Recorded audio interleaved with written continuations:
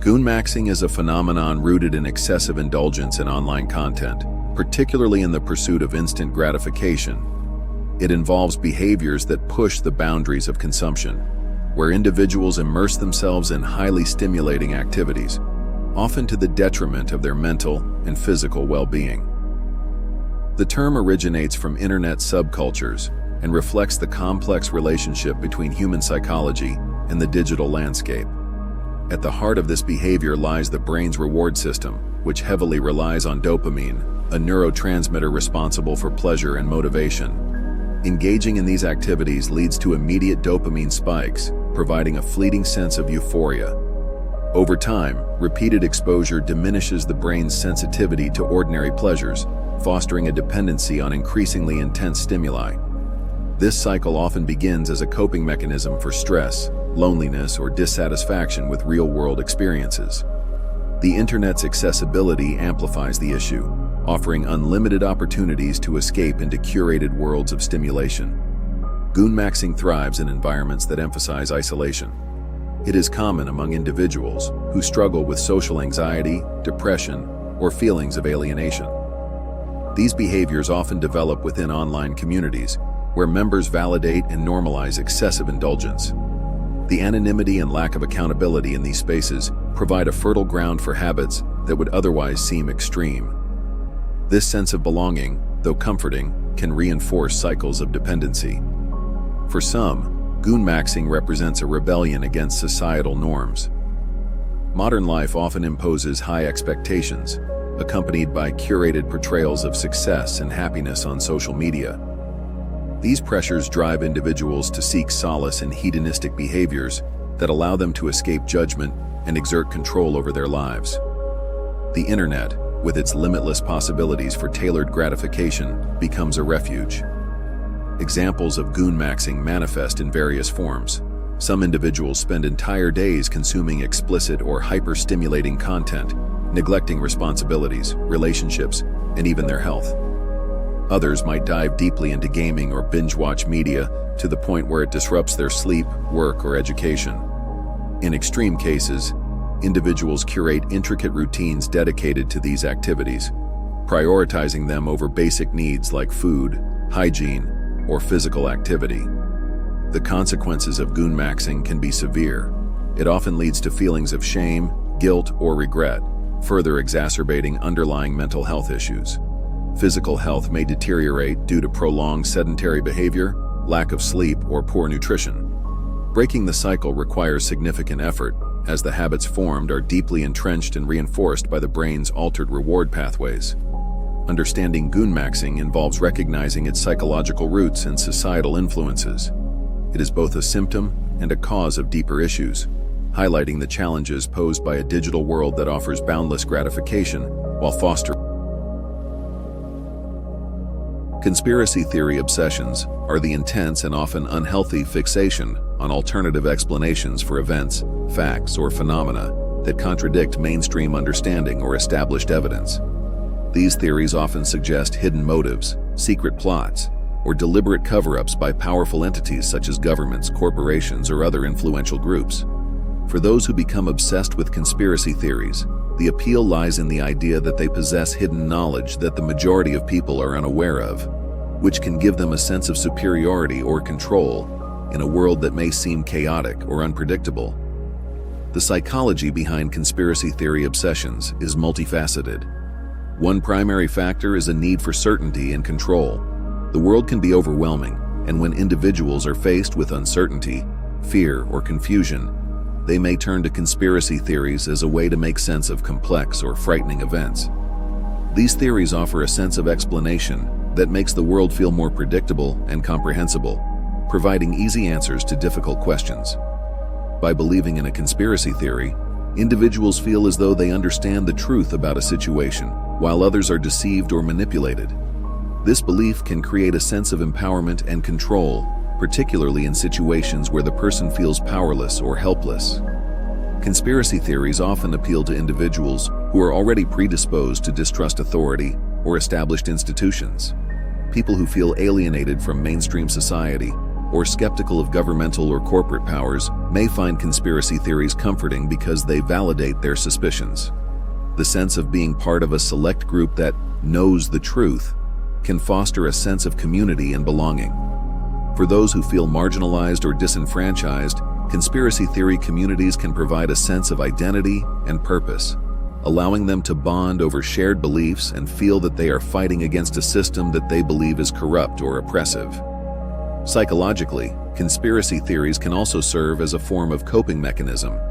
In times of crisis, uncertainty, or societal upheaval, people may be drawn to these alternative explanations as a way to deal with anxiety, fear, or a lack of control.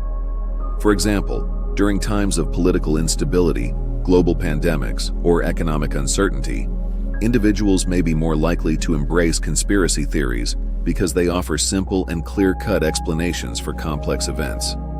The belief that there is a hidden force manipulating events can reduce feelings of anxiety by providing a sense of order, even if that order is rooted in misinformation. Another aspect of conspiracy theory obsession is cognitive bias. People who are prone to this type of thinking may display confirmation bias, meaning they selectively seek out information that supports their pre-existing beliefs while disregarding evidence that contradicts them. This creates an echo chamber where only conspiracy-related content is consumed, further entrenching the individual in their beliefs. Over time, this cycle becomes self-reinforcing, with the individual becoming more deeply immersed in conspiracy thinking and more resistant to alternative viewpoints. This is particularly amplified by social media algorithms, which curate content to reinforce an individual's existing biases, trapping them in a feedback loop of conspiracy-related content. One of the hallmarks of conspiracy theory obsession is the tendency to view the world through a lens of distrust and suspicion. Rather than accepting things at face value, individuals who are obsessed with conspiracy theories constantly question the motivations behind public figures, media outlets, and institutions. Every event, no matter how mundane, becomes a potential piece of evidence that supports their theory. For example, a major news event might be dismissed as a cover-up, a carefully orchestrated distraction, or a deliberate piece of disinformation. This type of thinking leads to a form of paranoia where individuals begin to see connections between unrelated events, creating elaborate webs of suspicion that are difficult to disprove. A significant component of conspiracy theory obsession is the sense of being awake or enlightened in contrast to the sheep or normies who are perceived as uninformed or brainwashed. This mentality fosters a sense of superiority, as the person believes they possess special knowledge that the majority of people are too blind to see. This can lead to a sense of isolation from others, particularly friends, family, or colleagues who may not share the same beliefs. The obsessive focus on these theories can result in social withdrawal or even alienation, as the individual becomes more and more immersed in their alternate reality. Reaction content overloops refer to the overwhelming and repetitive cycle of consuming, creating, and sharing reaction-based content, where the focus shifts from original ideas to layered responses to existing material. This phenomenon is common on platforms like YouTube, Twitch, TikTok, and Instagram, where creators and audiences continuously engage with reactions to reactions, creating an echo chamber of commentary that often overshadows the original content. At its core, reaction content thrives on relatability and emotional connection. Watching someone react to a piece of media, be it a video, music, or trending topic, provides a sense of shared experience. This taps into the human need for social validation and community. People feel seen and understood when they witness someone articulate or amplify their feelings about a piece of content. However, reaction content overloops occur when this format becomes excessive, with creators reacting to each other's reactions in an endless feedback loop. This dilutes the originality of content and prioritizes spectacle over substance. Psychologically, the appeal of reaction content is tied to mirror neurons, which are activated when observing others' emotions. Viewers often feel as if they're experiencing the emotions alongside the creator, creating a sense of intimacy. However, the overloop effect arises when this mechanism is exploited to maximize engagement. As creators react to one another, the focus shifts from meaningful analysis or entertainment to exaggerated expressions and performative behavior aimed at capturing attention. This repetitive cycle is further fueled by algorithms that prioritize engagement metrics. Reaction content tends to generate high views, likes, and comments because it encourages participation. Viewers feel compelled to agree, disagree, or share their interpretations. As a result, platforms often promote such content over original material, creating an ecosystem where reaction videos dominate and originality is deprioritized. The consequences of reaction content overloops extend beyond creativity. They can lead to a shallow content landscape where creators prioritize quick, easy-to-produce reactions over thoughtful or innovative ideas. This diminishes the diversity of content available and can cause creative stagnation within certain niches. Additionally, the constant layering of reactions can breed negativity or misunderstandings. For example, a creator's nuanced take on a topic might be misinterpreted or distorted through multiple layers of reactive commentary, leading to unnecessary drama or conflict. Examples of reaction overloops are abundant in digital culture. A popular trend might spark an initial wave of reaction videos, which then inspire reactions to those reactions, and so on. On platforms like Twitch or YouTube, this can manifest as creators reacting to live-streamed content from other creators, resulting in a recursive loop of reactions. This dynamic can lead to absurd situations, where the original content becomes almost irrelevant amidst the layers of commentary. Despite its drawbacks, reaction content overloops also highlight the collaborative and interactive nature of digital spaces.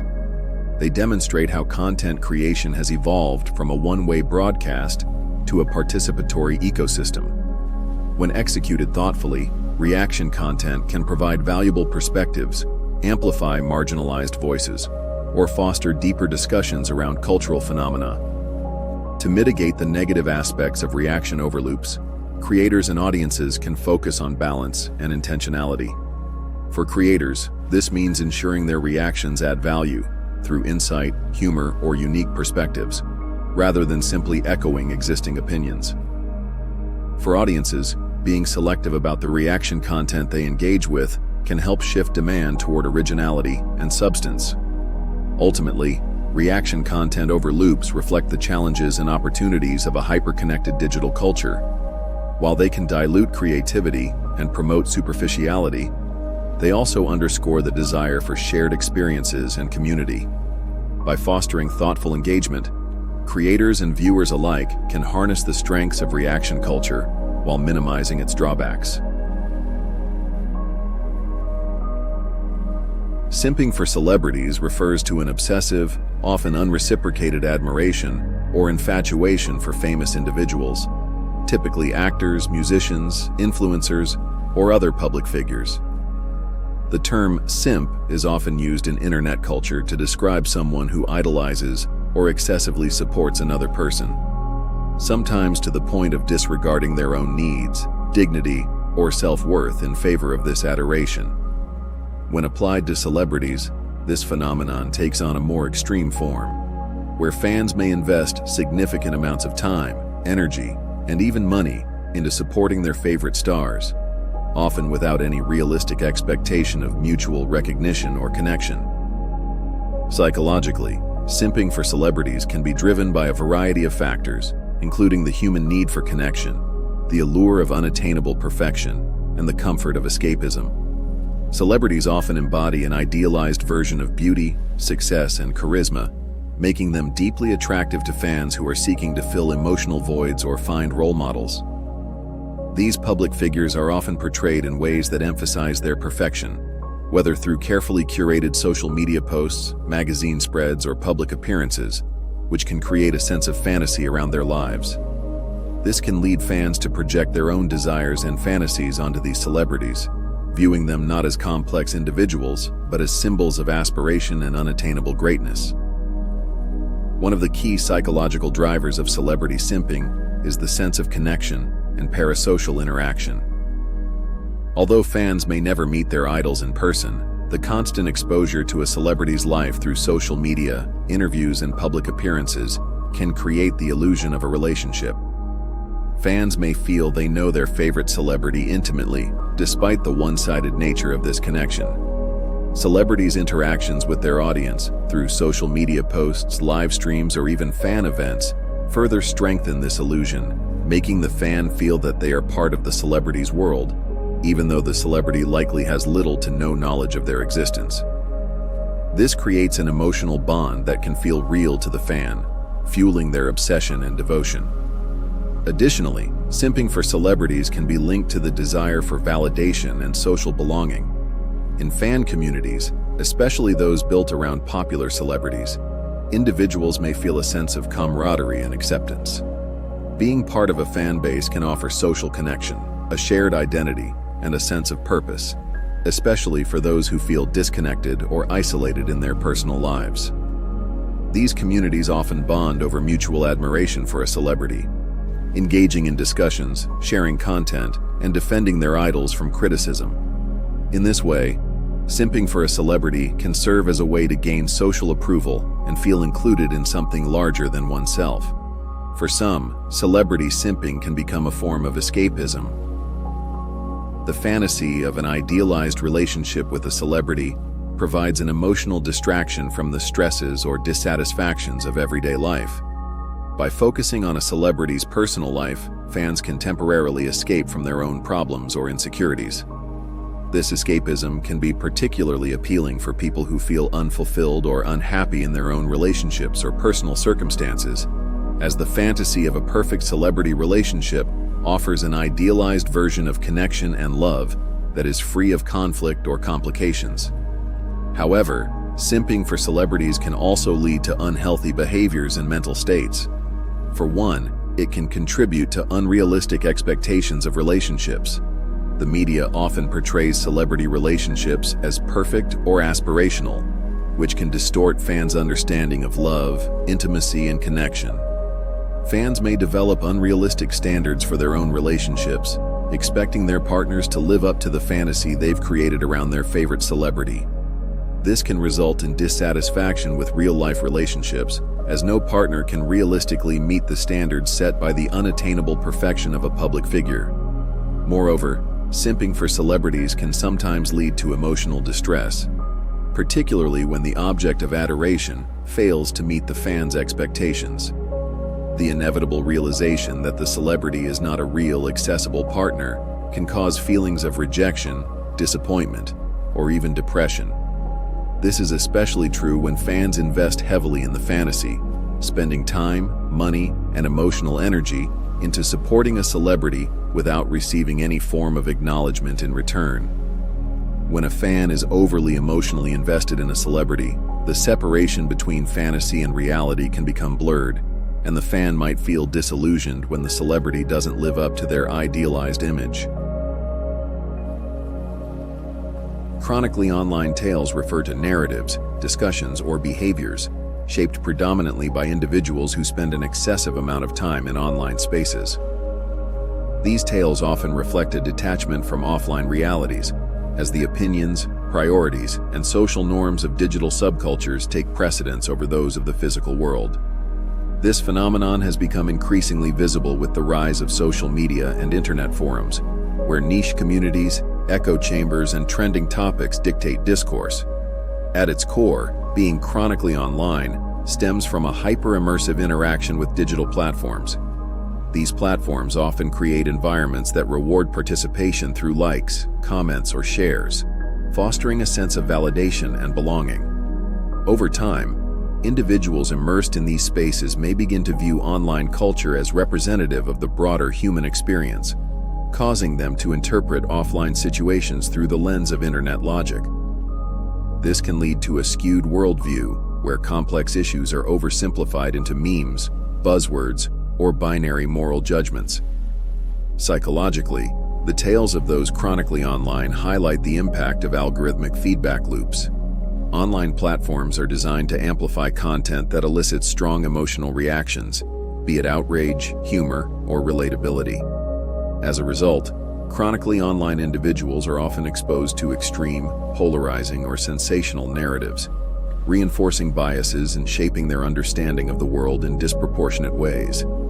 This can create a sense of hyper-awareness about certain issues, while ignoring others that are equally or more significant in real-world contexts. These tales frequently manifest as exaggerated reactions to everyday situations, where online discourse influences offline behavior. For example, someone might label a casual disagreement as gaslighting, or accuse a harmless action of being problematic, without considering intent or context. The overuse of such terms often stems from exposure to internet discussions that prioritize performative allyship or moral superiority over nuance. Another characteristic of chronically online tales is the phenomenon of main character syndrome, where individuals interpret their lives as if they are the protagonists of a story meant for public consumption. This can lead to the dramatization of personal experiences, or the expectation that others conform to the social norms established within their online circles. Examples of chronically online tales include viral debates over trivial topics that escalate into moral grandstanding. For instance, someone might criticize an innocent post for being tone-deaf, or launch into heated arguments over fictional characters' behaviors in media. In extreme cases, individuals might prioritize online interactions over meaningful offline connections, leading to social isolation or misunderstandings in their real-world relationships. While chronically online behavior is often dismissed as humorous or absurd, it has serious implications. Over-reliance on internet culture can hinder critical thinking, as individuals may adopt oversimplified narratives without questioning their validity. Furthermore, the pressure to conform to online standards can create anxiety or lead to performative behavior, where individuals prioritize appearances over authenticity. Understanding chronically online tales requires acknowledging the double-edged nature of the internet. While digital platforms provide opportunities for education, connection, and self-expression, they also encourage hyperfixation, polarization, and detachment from real-world complexities. Addressing this phenomenon involves promoting digital literacy, fostering offline connections, and encouraging individuals to engage with diverse perspectives both online and offline. Foodie brain rot refers to the obsessive and often unhealthy fixation on food culture, culinary trends, and the pursuit of unique or extravagant food experiences to the point where it takes over one's thoughts, priorities, and social life. This fixation can manifest in several ways, from constantly seeking out the latest food trends, reviewing meals on social media, and endlessly discussing food to an obsession with fine dining, food porn, or the need for gourmet experiences at every meal. While food has always been a part of human culture, the rise of social media, food influencers, and the increasing commercialization of food has turned the act of eating into a hyper-visual, performative activity, leading some individuals down a path of foodie brain rot. At the core of foodie brain rot is the desire for novelty and sensory pleasure. Modern food culture, particularly in the age of Instagram, YouTube, and TikTok, has turned food into a visual and social experience. Plates are designed to look as perfect as possible, often with vibrant colors, intricate garnishes, and unique textures. For those who are obsessed with food, the pursuit of these Instagram-worthy meals becomes more than just eating. It's about capturing, sharing, and performing the experience. The rush of approval that comes with posting a well-composed food photo, gaining likes, and receiving compliments can create a sense of validation, reinforcing the addiction to food-centric experiences. This constant exposure to curated food content on social media leads to an overwhelming sense of FOMO, fear of missing out. People start to feel that they must try every new restaurant, recipe, or food trend in order to stay relevant in their social circles. For example, it's not enough to just eat a regular pizza anymore. It has to be the latest viral pizza creation, with a unique topping combination or a rare form of cheese. As food becomes an ever-evolving, fast-paced trend, individuals are compelled to keep up, often spending excessive amounts of time and money seeking out the next big culinary experience, sometimes at the expense of their health or well-being. Psychologically, foodie brain rot can be seen as an extension of materialism and the pursuit of status. Food culture has become increasingly linked to social status, where certain foods are associated with luxury, refinement, and taste. This can lead individuals to prioritize acquiring expensive or rare food experiences, such as fine dining, Michelin-starred meals, or high-end gourmet ingredients.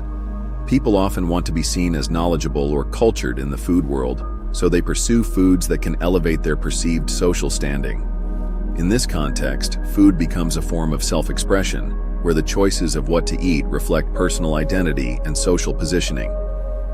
Additionally, the rise of foodie tourism plays into this mindset. As travel and food become intertwined, people feel the need to visit specific destinations, cafes, or restaurants, just to experience a particular food trend or dish. This often leads to a sense of competition among food enthusiasts, who document their travels and meals on social media to showcase their global culinary experiences. It becomes about more than just satisfying hunger.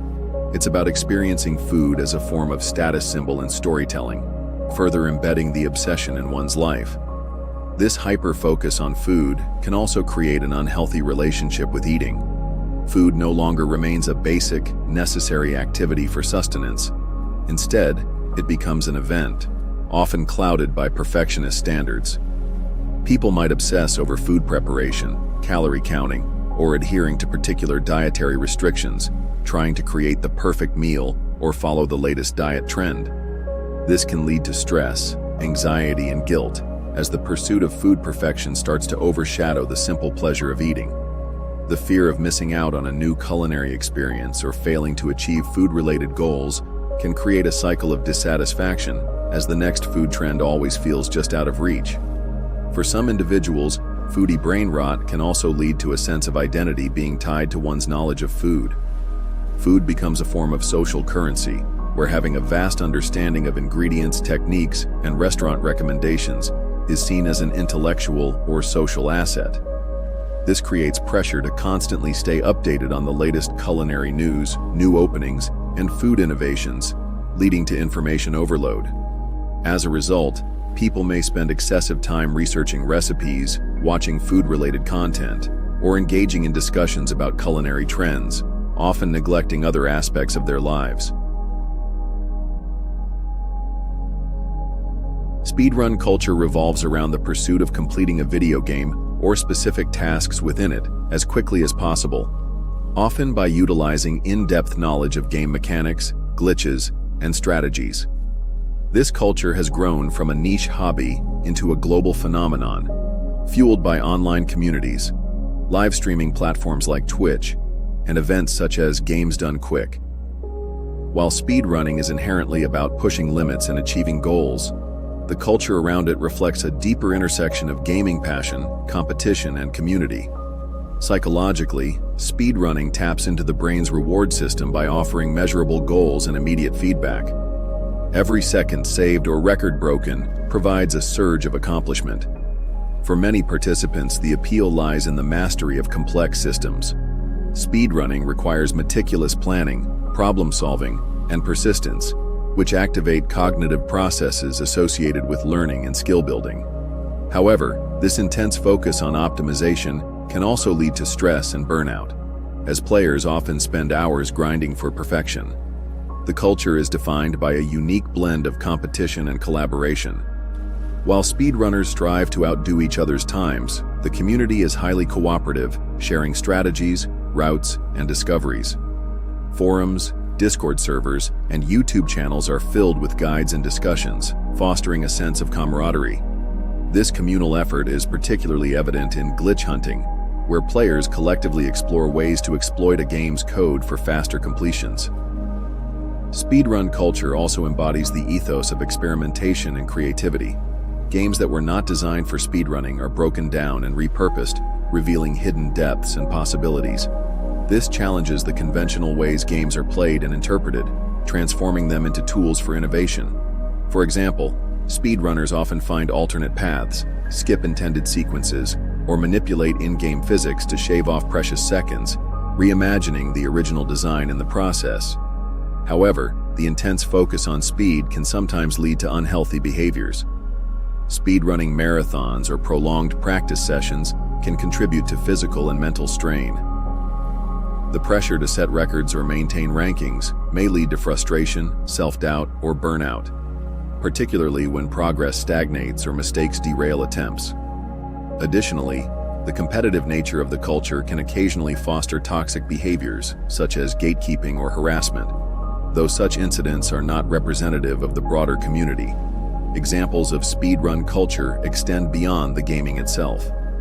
Charity events like Games Done Quick showcase the positive impact of the community, raising millions of dollars for causes while celebrating the skill and dedication of speedrunners. On the other hand, platforms like YouTube and Twitch amplify the culture's reach, with popular runners turning their efforts into careers or gaining massive followings by sharing their runs and techniques. The appeal of speedrun culture lies not only in the gameplay, but in the stories it creates. A successful run often represents hundreds or thousands of hours of practice, reflecting determination, resilience, and creativity. These narratives resonate with audiences who cheer on runners as they chase perfection and overcome obstacles. Ultimately, speedrun culture is a testament to the versatility of gaming as a medium. It transforms games from static experiences into dynamic challenges that test the boundaries of human ingenuity and endurance. While it comes with its own set of challenges, speedrunning exemplifies the passion, creativity, and community that make gaming a unique cultural phenomenon. Meme speak rot refers to the overuse or reliance on internet meme language and slang in daily communication, to the point where it affects an individual's ability to express themselves clearly or engage meaningfully in offline conversations. Meme speak rot is not just the integration of humor or slang, but a deeper dependence on mimetic phrasing, reaction-based communication, and contextually isolated references that can alienate those outside specific online subcultures. At its core, this phenomenon stems from the omnipresence of memes in digital culture. Memes are not just humorous images or videos. They have evolved into a form of shorthand communication, where complex ideas are distilled into catchy phrases, reaction GIFs, or emojis. The appeal lies in their simplicity and relatability, as they enable quick, impactful exchanges that bypass lengthy explanations. Over time, this mode of communication becomes second nature, especially for those immersed in internet culture, leading to an over-reliance on it in all contexts. The psychology behind meme speak rot reveals a desire for social belonging and efficiency. Using meme language can signal in-group membership, a way to bond with others who understand the same cultural references. It provides a shared vocabulary for humor, emotion, and commentary. However, the downside is that this reliance on memes can replace nuanced thought and expression, reducing conversations to a series of repetitive, pre-packaged responses. One of the key issues with meme speak rot is the loss of adaptability in communication. Meme language is often situational and context-specific, making it difficult to convey ideas or emotions effectively to those outside the online spaces where the language originated. For example, someone heavily reliant on meme speak might struggle to articulate complex emotions or arguments without resorting to catchphrases like based, cringe, or L. In offline or formal settings, this can lead to misunderstandings, frustration, or even ridicule. This phenomenon is particularly prevalent among younger generations who have grown up with the internet as a central part of their lives. Platforms like Twitter, TikTok, and Reddit serve as breeding grounds for constantly evolving meme trends, and the speed of these changes can further entrench the reliance on shorthand communication.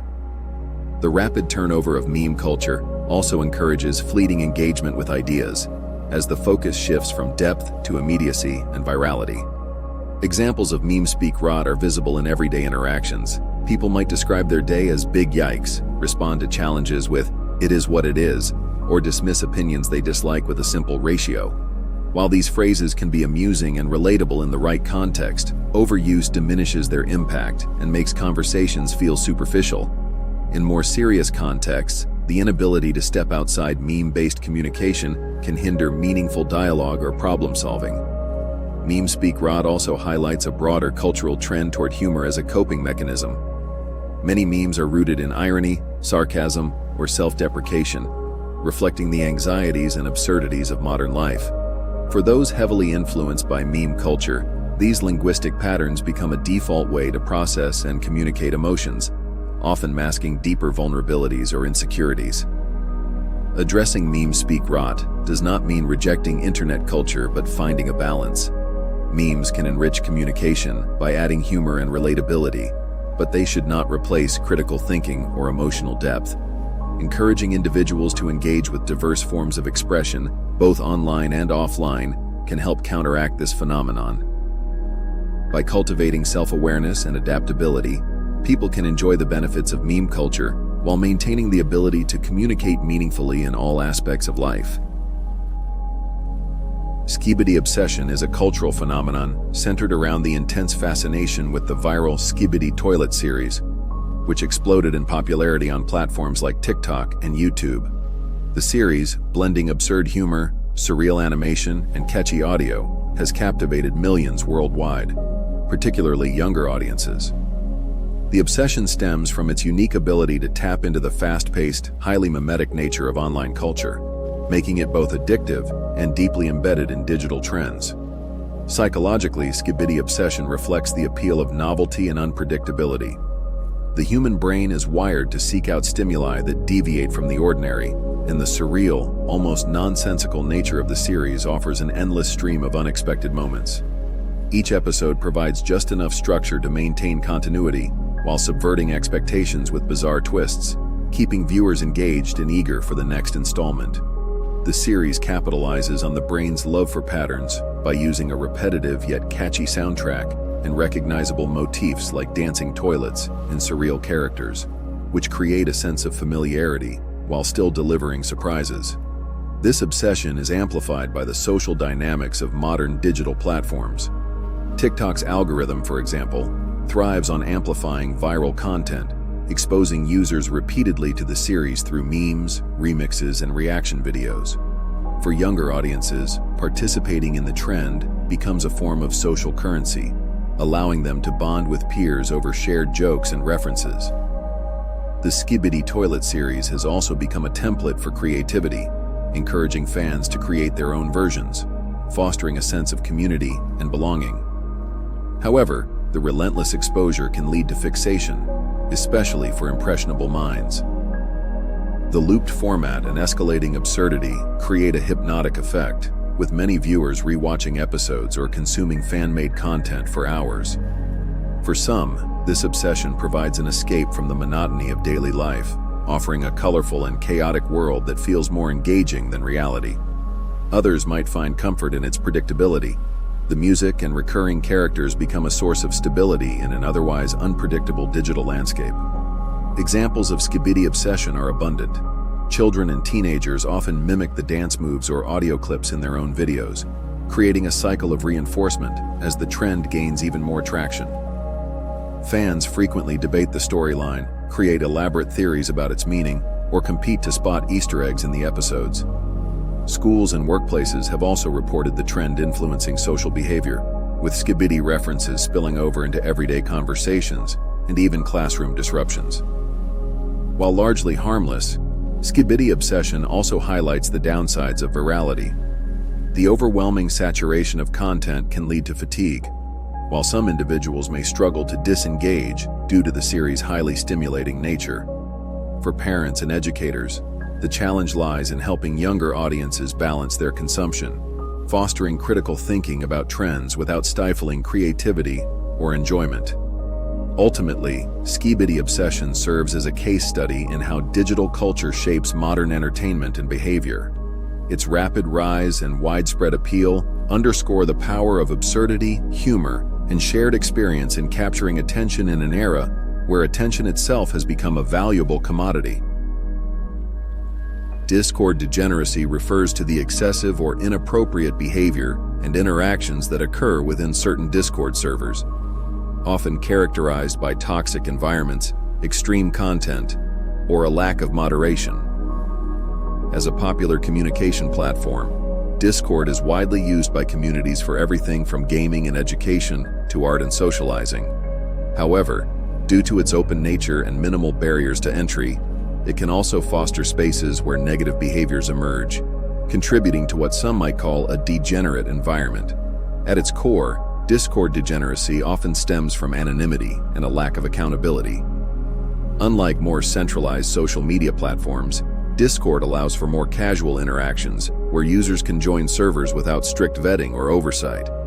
This can lead to unfiltered expression and, in some cases, unchecked harmful behavior. Users may exploit this freedom to engage in inappropriate discussions, share offensive content, or create hostile communities where respect and boundaries are disregarded. Psychologically, Discord degeneracy thrives on the concept of group dynamics and peer influence. In tightly knit communities, there is often a herd mentality where members feel pressured to conform to prevailing behaviors or adopt increasingly extreme views to gain acceptance. This can escalate to situations where toxicity becomes normalized and constructive dialogue is overshadowed by controversial or provocative exchanges. For some users, the ability to push boundaries without significant repercussions adds a thrill to these interactions, feeding into cycles of degenerative behavior. Another factor that contributes to Discord degeneracy is the lack of formal moderation.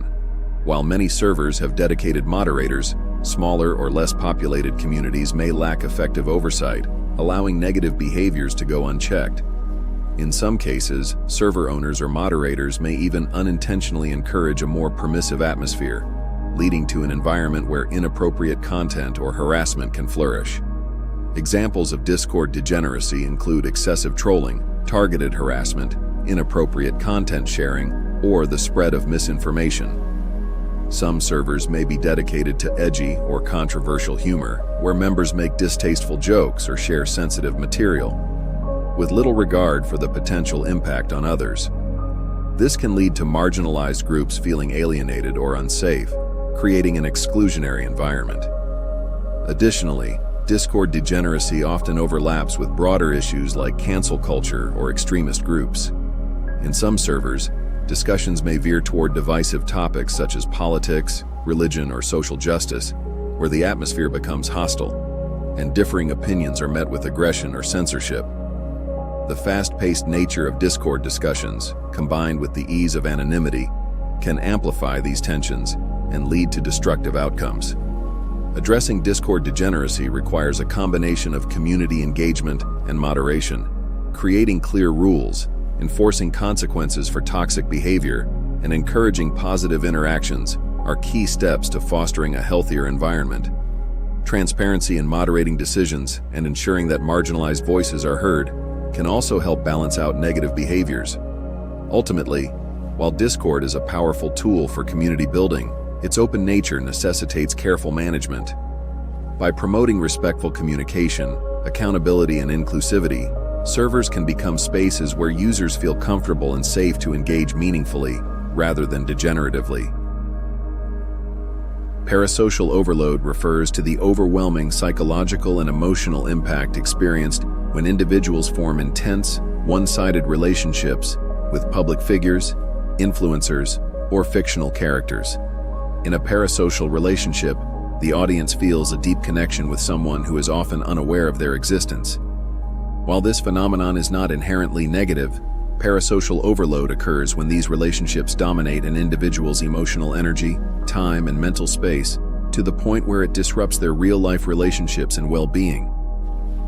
This phenomenon has become increasingly prevalent with the rise of social media, where public figures and influencers share curated, often intimate glimpses of their lives.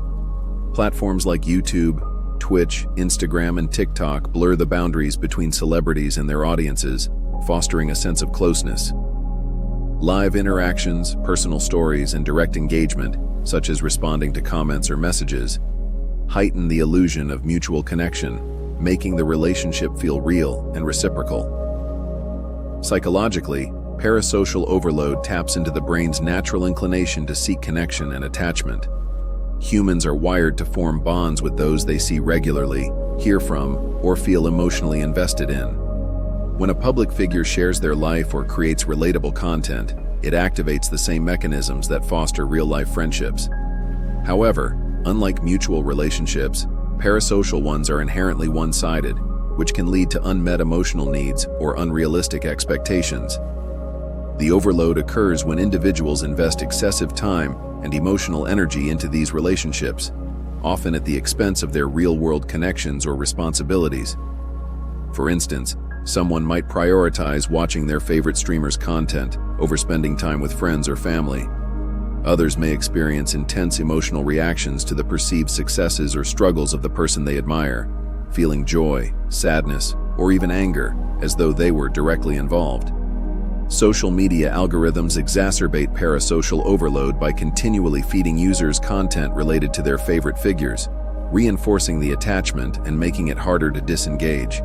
Additionally, the pressure to keep up with constant updates, live streams, or new posts can create a sense of urgency, leading to compulsive behavior and burnout. Examples of parasocial overload are increasingly visible in digital culture.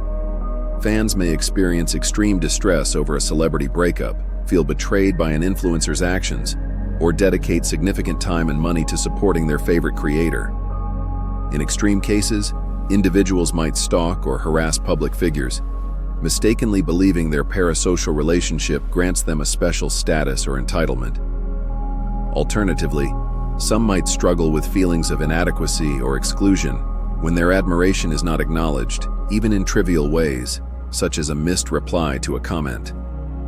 The effects of parasocial overload can be profound. It can lead to social isolation, as individuals withdraw from real-world interactions to focus on their parasocial relationships. It may also result in emotional exhaustion, anxiety, or depression, particularly when the relationship doesn't meet the individual's subconscious expectations. Additionally, the over-idealization of public figures can distort one's sense of reality, leading to unrealistic comparisons or unattainable standards. Addressing parasocial overload requires a balanced approach. It is important to recognize the value of parasocial relationships. They can provide comfort, inspiration, or a sense of community. However, maintaining perspective is key. Strategies include setting boundaries, such as limiting screen time, diversifying interests, and fostering real-world connections. Practicing critical thinking about the curated nature of online personas can also help reduce over-attachment. For creators and influencers, acknowledging the power of parasocial dynamics is essential. Transparent communication about boundaries, such as clarifying the professional nature of their content or encouraging fans to prioritize their well-being, can mitigate the risk of parasocial overload. Parasocial overload underscores the complex ways in which digital culture influences human connection. While these relationships can offer comfort and joy, their unbalanced nature can also lead to emotional strain. Cultivating awareness and moderation is essential for fostering healthy interactions in the digital age. Hyperfixation on niche content refers to an intense, often obsessive focus on a specific subject, community, or type of media that becomes the central point of an individual's attention and interests. This phenomenon is especially common in online communities, where the vast variety of content and the ease of discovering specialized topics can lead individuals to dive deep into a narrow field of interest. While hyperfixation can provide a sense of comfort or mastery, it can also lead to isolation, frustration, and disconnection from broader experiences or relationships. Psychologically, hyperfixation on niche content is closely tied to the brain's reward system. When individuals find something that resonates with their passions or emotions, it triggers the release of dopamine, the neurotransmitter associated with pleasure and motivation. As they explore the content further, their brain continues to reward them, making the experience highly reinforcing.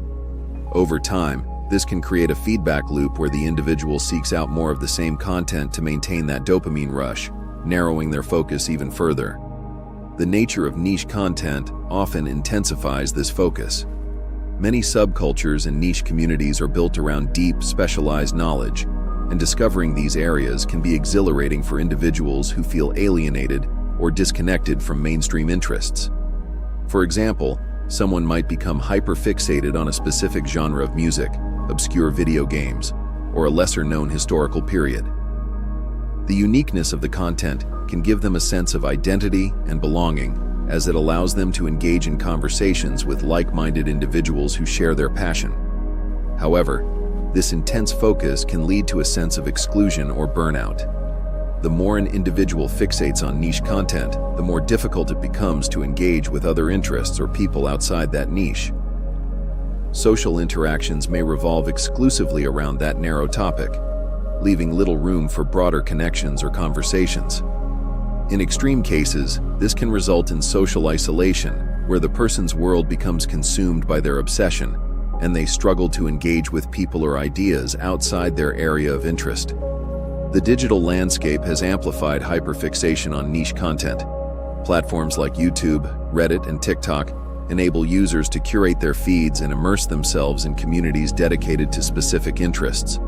These platforms' algorithms reinforce the focus by continuously recommending similar content, further deepening the individual's engagement. As a result, individuals may find themselves spending hours or even days exploring content that aligns with their hyperfixation, all while other aspects of their lives, such as work, school, or social relationships, take a back seat. Examples of hyperfixation on niche content can range from the harmless to the problematic. For instance, a person might watch every video or read every article related to a particular subgenre of anime, becoming highly knowledgeable and engaged with that community. On the other hand, an individual might spend excessive time obsessing over obscure internet memes or unproductive conspiracy theories, leading them to neglect responsibilities or develop an unhealthy attachment to their niche interest. While hyperfixation can foster deep expertise and passion, it can also come with negative consequences. In extreme cases, it can contribute to a lack of balance in one's life, stunting emotional growth or causing frustration when the focus becomes all-consuming. Moreover, this type of obsession can contribute to a sense of alienation, as the person may feel disconnected from others who don't share their niche interests. To manage hyperfixation, it's important to strike a balance between one's passions and other aspects of life. Setting boundaries for how much time is dedicated to niche content, exploring new interests outside the fixation, and engaging with diverse communities can help broaden one's perspectives. Additionally, mindfulness techniques or self-reflection can provide clarity on whether the hyperfixation is enriching or detracting from overall well-being.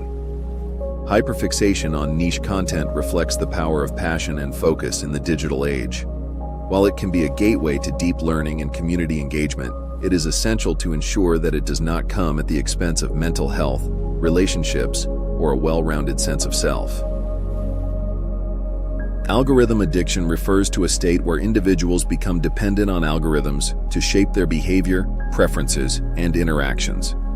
These algorithms, designed to curate content and maximize engagement, often create a cycle of reward and dependence that is difficult to break. Platforms like YouTube, TikTok, Instagram, and Netflix use sophisticated algorithms to learn user preferences, delivering personalized recommendations that keep individuals hooked for longer periods. While this technology enhances user experience, it also manipulates attention and fosters a form of behavioral dependency. At its core, algorithm addiction is rooted in the brain's reward system. Algorithms feed users content that aligns with their interests, creating a feedback loop of instant gratification. For example, watching a video or liking a post triggers a dopamine release, a neurotransmitter associated with pleasure and motivation. The algorithm responds by suggesting similar content, reinforcing the behavior and keeping users engaged. Over time, this cycle reshapes attention spans and decision-making processes, making it harder for individuals to disengage from the platform. This phenomenon is exacerbated by the design of social media and content platforms, which prioritize user retention. Features like infinite scrolling, autoplay, and push notifications are specifically engineered to minimize friction and maximize time spent on the platform. These mechanics exploit psychological vulnerabilities, making users feel a sense of urgency, or FOMO, fear of missing out, if they do not engage continuously. Algorithm addiction also reflects broader societal trends in how information is consumed and processed. In a world where time and attention are finite resources, algorithms promise efficiency by delivering what users want without requiring active effort. However, this convenience comes at a cost. By narrowing the range of content people are exposed to, algorithms can create echo chambers, where individuals are only presented with information that aligns with their existing views, reinforcing biases and limiting critical thinking. The impact of algorithm addiction extends beyond entertainment. It can affect productivity, relationships, and mental health. People often find themselves spending hours mindlessly scrolling through feeds or binge-watching shows, neglecting responsibilities or meaningful connections. The curated perfection of online content can also lead to feelings of inadequacy or comparison, fueling anxiety and depression. Additionally, the constant stimulation from algorithm-driven platforms can disrupt sleep patterns and reduce the ability to focus on offline tasks. Examples of algorithm addiction are evident in everyday life. A person might open TikTok for a quick break and find themselves still scrolling an hour later, engrossed in videos perfectly tailored to their tastes. Another might spend an entire evening watching Netflix recommendations, unable to resist the lure of just one more episode. In more extreme cases, people might find their entire day structured around their interactions with algorithm-driven platforms, prioritizing online engagement over offline responsibilities. Breaking free from algorithm addiction requires conscious effort and self-awareness. Strategies include setting time limits on app usage, turning off non-essential notifications, and practicing mindful consumption by questioning the content being presented. Diversifying activities, such as spending more time on hobbies, physical exercise, or face-to-face interactions, can also help restore balance. At a societal level, addressing algorithm addiction involves advocating for ethical technology design. Transparency in how algorithms work, along with features that promote user well-being, such as reminders to take breaks or tools to customize content preferences, can empower individuals to regain control over their online habits. Recognizing the manipulative potential of these technologies is the first step toward creating a healthier relationship with the digital world. Algorithm addiction is a testament to the power and influence of technology in shaping modern behavior. While algorithms enhance convenience and personalization, their unchecked use can lead to a loss of agency and autonomy. Striking a balance between leveraging their benefits and maintaining mindful consumption is key to fostering a healthier digital ecosystem. ChatGPT edging on Netflix refers to the practice of deliberately prolonging the experience of watching content, often by drawing out the anticipation or suspense. The term edging in this context borrows from its original meaning in other areas, particularly in sexual contexts, where it refers to pushing toward a climax or resolution, but holding off for as long as possible. When applied to Netflix and other streaming platforms, it often describes the habit of delaying or postponing the conclusion of a show, movie, or episode, either by watching episodes in small doses, pausing frequently, or resisting the urge to finish a series all at once. This behavior can be driven by several psychological factors. One primary motivator is the fear of losing the enjoyment or sense of mystery that the content provides. For example, binge-watching a show and finishing it quickly can feel like a loss, as there is no more content to consume. Edging in this case allows viewers to stretch out their connection to the content, savoring each moment and prolonging the feelings of enjoyment, excitement, or intrigue. In essence, it's about maximizing pleasure by delaying the inevitable. From a psychological standpoint, edging can also be a way of managing one's relationship with media and time. As streaming platforms like Netflix release entire seasons of shows at once, the temptation to consume all episodes in a short period is strong. However, some viewers may avoid this by edging their consumption, resisting the urge to binge watch, and instead taking breaks between episodes or watching at a slower pace. This creates a feeling of delayed gratification, which can make the experience more satisfying in the long run, similar to savoring a fine meal slowly. Another reason for this behavior could be the influence of modern binge-watching culture. The ease of access to entire seasons or movies in one sitting can lead to an initial rush of excitement, followed by a sense of emptiness or dissatisfaction once the experience is over. By edging the experience, viewers manage that emptiness and allow themselves to stretch out the pleasure, almost as if to delay the inevitable post-content slump. Moreover, There are examples of how the content itself influences viewers to edge their viewing. Shows with cliffhangers or unresolved plotlines may naturally encourage this type of behavior, as viewers want to know what happens next but are reluctant to immediately dive into the next episode or season. The suspense becomes part of the viewing ritual, where the anticipation of what happens next is as satisfying, if not more, than the actual resolution. While edging might seem like a way to maximize enjoyment, it can also have drawbacks. For some, the habit of prolonging content can lead to feelings of frustration or anxiety, as the desire for immediate resolution clashes with the prolonged anticipation. Additionally, it can reduce the overall impact of a show if the tension or excitement of waiting diminishes over time. In the broader context of modern media consumption, edging on Netflix is one way that people attempt to balance the overwhelming abundance of content available with their desire to make each piece of media feel significant and fulfilling.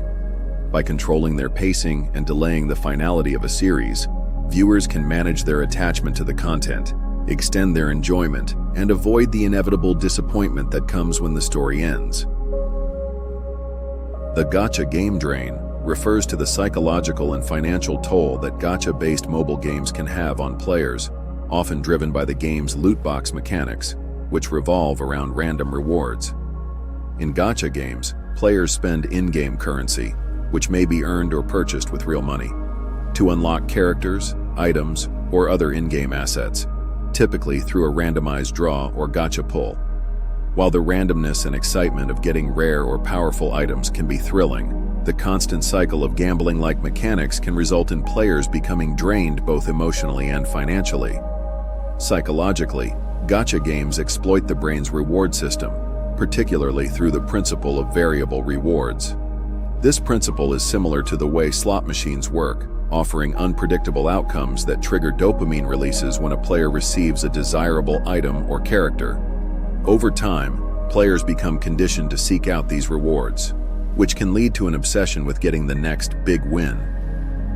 The desire for better, rarer characters or items creates a cycle where players feel compelled to keep spending or playing, even when it might not be in their best interest. This cycle often leads to what is known as the gacha game drain. As players continue to chase after rare or limited-time rewards, they can find themselves investing increasing amounts of time, energy, and money into the game. This drain can manifest financially, as players repeatedly purchase in-game currency or items in hopes of landing their desired rewards. The game's design, often featuring time-limited events or exclusive rewards, adds pressure to make in-game purchases, reinforcing the cycle of spending. The feeling of missing out if they don't participate can push players to overspend or play more than they intended. The drain also extends to emotional and mental health. Players may experience frustration or anxiety when they fail to achieve the rewards they desire, especially after significant time or money is invested. The feeling of being on the cusp of achieving something great, only to fall short, can lead to a sense of emptiness or dissatisfaction. This is often exacerbated by the game's use of social comparison, where players can see others showcasing their rare items or characters, increasing the pressure to continue playing or spending. A common feature in gacha games that exacerbates the drain is the presence of whale behavior, where players who spend large amounts of money on in-game purchases are given rewards and recognition, which can make other players feel inadequate or motivated to spend more to keep up. This creates a two-tiered system, where those who spend money are often given advantages or faster progress, further compounding the emotional drain for free-to-play players or those who can't afford to keep up. Examples of gacha game drain are seen in various mobile games. Players may begin to notice that they're spending more time or money than they originally intended, often without realizing how much the game is affecting their life. For instance, someone might start playing a game casually, but over time, feel compelled to make small, seemingly insignificant purchases that eventually add up to large sums of money. In extreme cases, players might even feel guilt, shame, or a sense of defeat if they realize they've overspent, leading to cycles of regret and self-blame. In response to these draining effects, many players might seek out ways to manage their involvement with gacha games, such as setting strict spending limits, avoiding temptation by turning off in-app purchases, or taking breaks from the game altogether. Others might seek support from online communities, where people share their experiences and coping strategies. Ultimately, the gacha game drain highlights the tension between the thrill of random rewards and the potential costs, both financial and psychological, associated with the chase. While gacha games are designed to be engaging and fun, it's essential for players to be mindful of the toll that prolonged involvement or excessive spending can take on their well-being. Minecraft Survival Mode rot refers to the feeling of burnout or fatigue that some players experience after spending extended periods of time in Minecraft's survival mode. As players progress through the game, they often encounter a point where the grind of gathering resources, building structures, and dealing with threats from mobs can become repetitive and exhausting. This can lead to a loss of motivation and the sensation of simply surviving, without deriving the same joy or excitement from the game as when they first started. In survival mode, players begin with minimal resources and must gather materials, craft tools, and survive in a world filled with dangers like hostile mobs, hunger, and environmental hazards. Early on, this sense of adventure, exploration, and accomplishment is engaging, but as players progress and their resources accumulate, the challenge begins to diminish. After building elaborate structures, defeating bosses like the Ender Dragon, or reaching the maximum potential of their gear, the original sense of excitement can fade. The routine of gathering resources, repairing tools, and maintaining survival can become monotonous, and the experience may feel like a never-ending cycle of work rather than an adventure. This feeling of rot is often associated with the lack of meaningful progression or change after a certain point in survival mode. Once players have explored the world, built their dream houses, and completed the major objectives, there is little left to challenge them. While the game's open-ended nature allows for creativity and customization, the absence of new objectives or narrative-driven content can lead to a sense of aimlessness. Without new goals or challenges, players may lose interest and begin to feel like they are just going through the motions, creating a disconnect from the sense of excitement they initially had. Another aspect of survival mode rot is the psychological fatigue that comes with long-term investment in the game. As players accumulate resources, repair tools, and deal with the constant threats of the environment, the experience can start to feel like a grind. The need to maintain and manage everything, whether it's keeping a farm going, dealing with mobs, or constantly upgrading gear, can create a sense of obligation rather than enjoyment. This can lead to players feeling trapped in the routine of survival, with little sense of joy or thrill from the game. To combat Minecraft survival mode rot, players often need to introduce new challenges or goals to reinvigorate the experience. This could involve setting personal achievements, such as building certain structures, completing challenging in-game tasks, or exploring specific biomes. Trying out hardcore mode, which increases the game's difficulty, or switching to creative mode to experiment with new designs and ideas without the constraints of survival. Additionally, playing with friends on multiplayer servers or joining community-driven events can add a social and competitive aspect that makes the game feel fresh again. Ultimately, Minecraft survival mode rot is a phenomenon that can occur when players experience burnout or exhaustion from the repetitive and grinding nature of survival mode gameplay. By introducing new challenges, exploring different game modes, or switching up the pace of gameplay, players can break free from this rut and rediscover the joy and creativity that Minecraft offers. Esports obsession refers to the intense focus and dedication that some individuals develop toward competitive video gaming, often involving professional teams, tournaments, and players.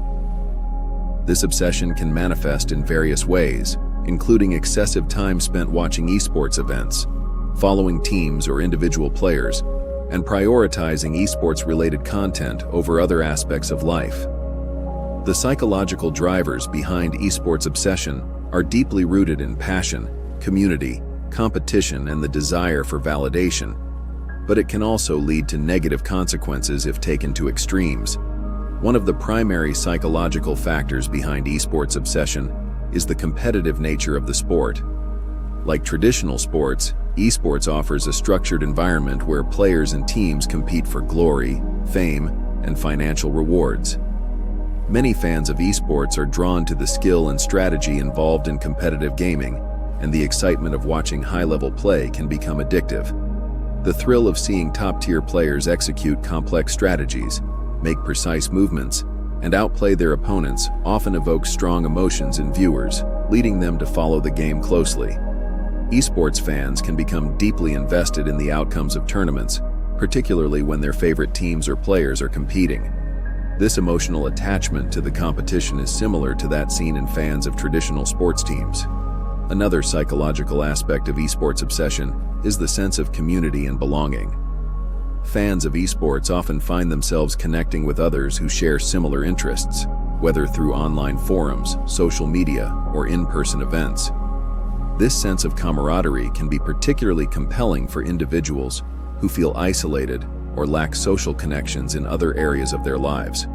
Within the esports community, fans often feel a sense of ownership over their favorite teams, players, and games. The shared experience of watching tournaments together, discussing strategies, and supporting players creates a bond that strengthens the sense of belonging. For many, this community is a significant part of their identity, and participating in the culture of esports can become a central part of their social life. Esports obsession can also stem from the desire for personal validation and the aspiration to be a part of something larger. Many esports fans admire the dedication, discipline, and skills of professional players, and the idea of achieving similar success becomes a driving motivation.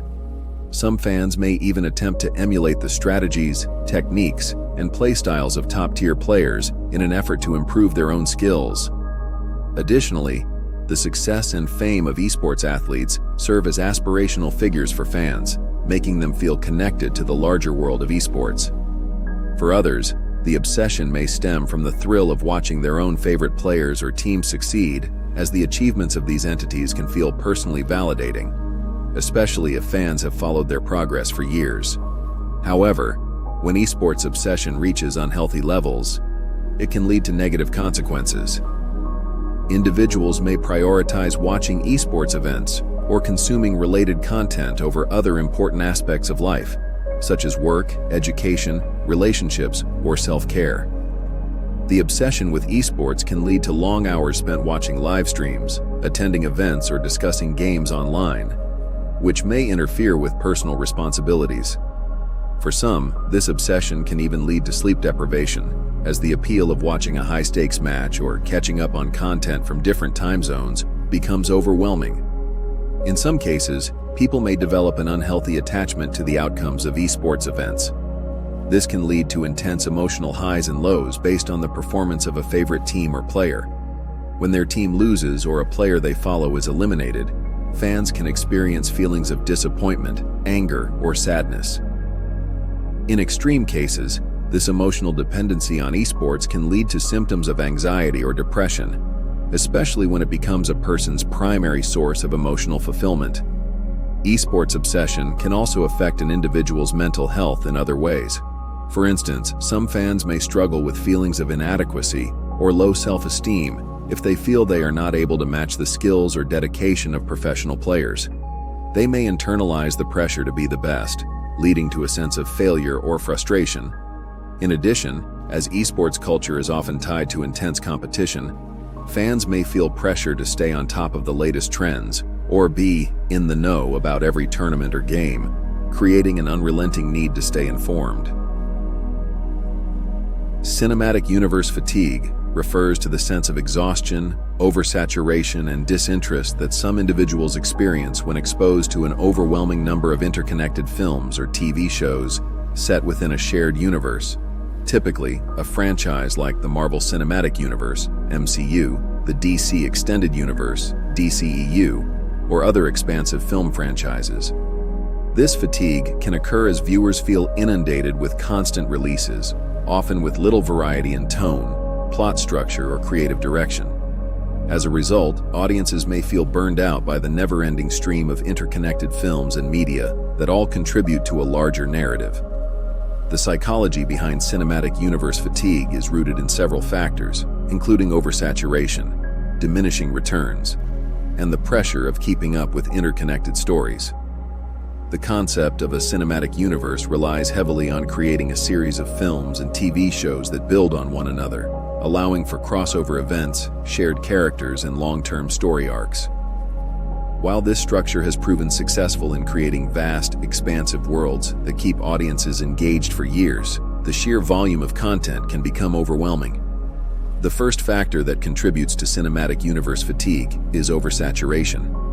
With the success of franchises like the MCU, studios have increasingly adopted the shared universe model, leading to an influx of interconnected films and TV shows. This constant stream of content can quickly exhaust viewers, as they are expected to watch multiple films and shows to fully understand the narrative. The expectation that every installment is part of a larger, overarching plotline can also create a sense of pressure for audiences to keep up, leading to feelings of burnout. As the universe expands and more characters are introduced, the focus may shift away from individual stories, and the experience of watching the films may feel more like a chore than entertainment. Another contributing factor is the diminishing returns of cinematic universes.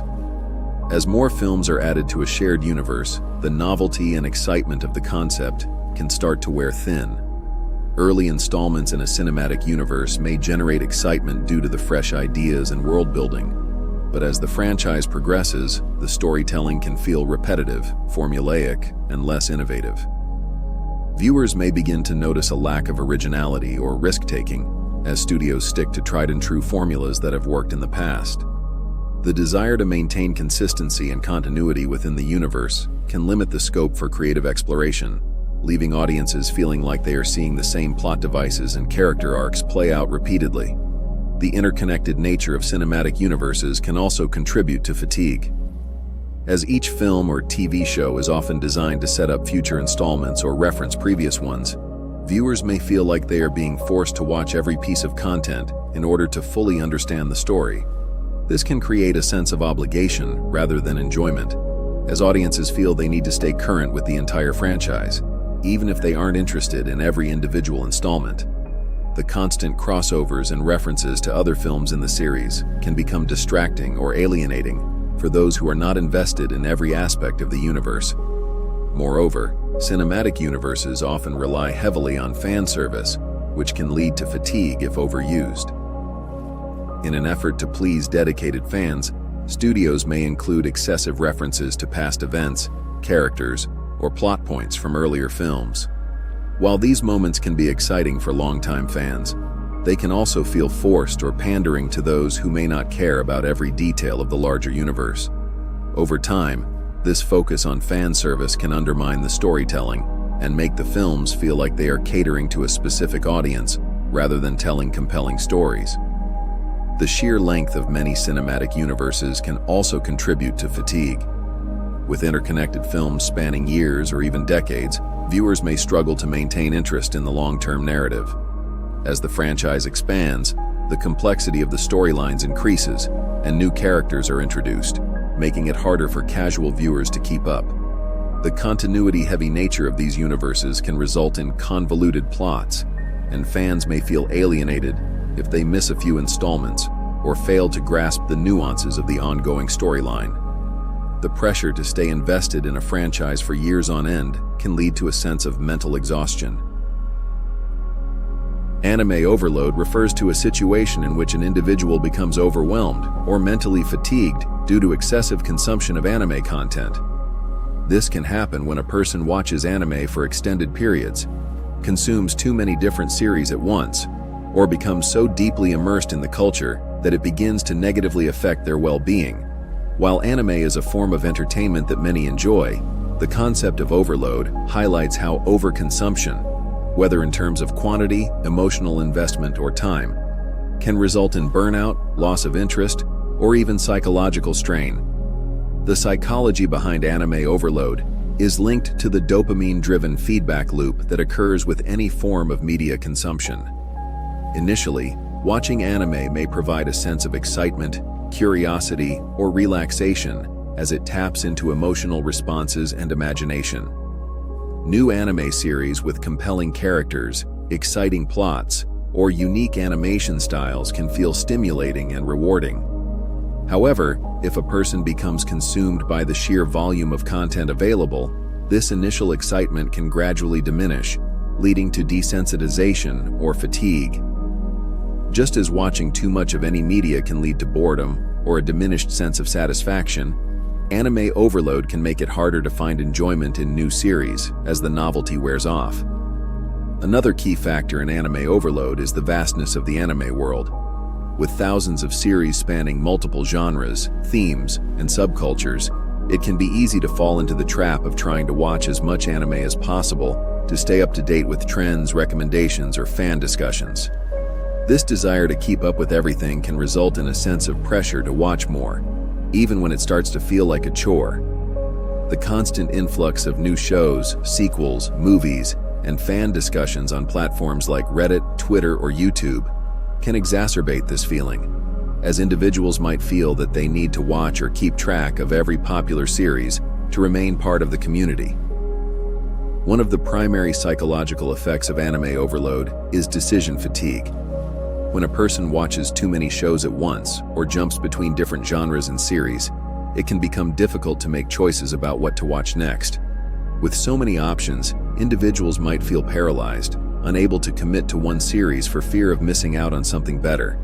This can lead to a fragmented viewing experience, where the person never fully connects with any one show and instead flits between them, never fully satisfying their cravings for a complete narrative. Anime overload can also have social consequences.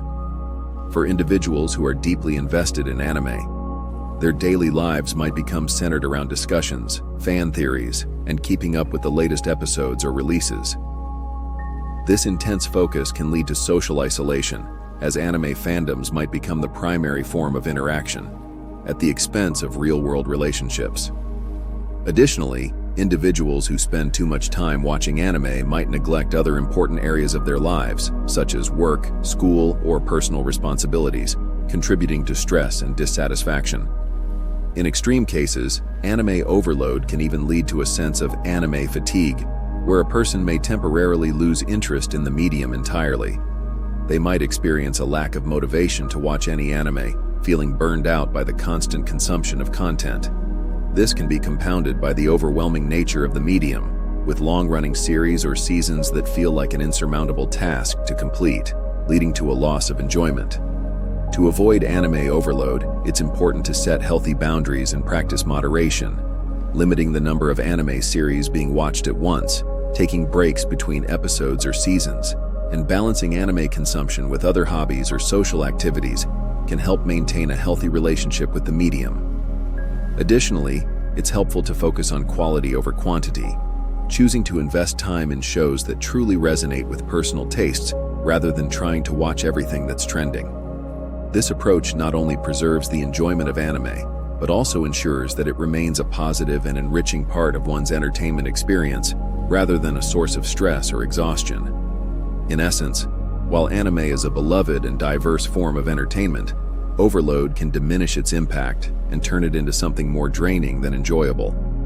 By recognizing the signs of burnout and taking steps to manage consumption, individuals can continue to enjoy anime without feeling overwhelmed or disconnected from the joy it originally provided.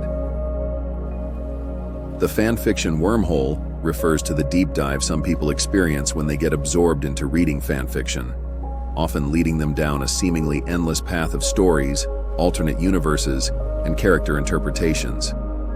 It is a state of continuous exploration and consumption of fan-created content, typically associated with intense engagement in a particular fandom. This phenomenon can be both exhilarating and overwhelming, as fans get sucked into the vast world of fanfiction, where creativity knows no bounds and can quickly become all-consuming.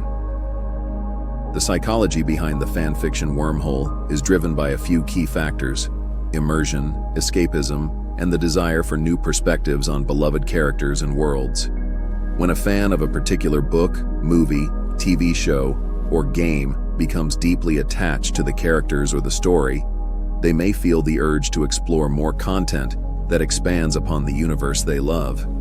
Fanfiction often provides a unique opportunity for fans to engage with characters in new ways, such as imagining alternative plots, relationships, or scenarios that aren't present in the original material. These what-if scenarios can be enticing, providing an outlet for the fans' creativity or a way to fill in the gaps they perceive in the original storyline.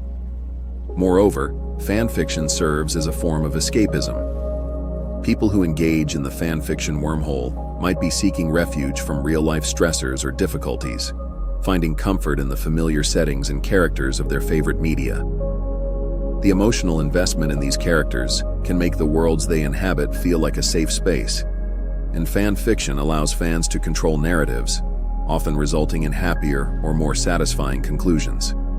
For example, a reader might engage in fan fiction to explore alternate endings to a tragic event, or to create relationships that they feel should have existed in the original story.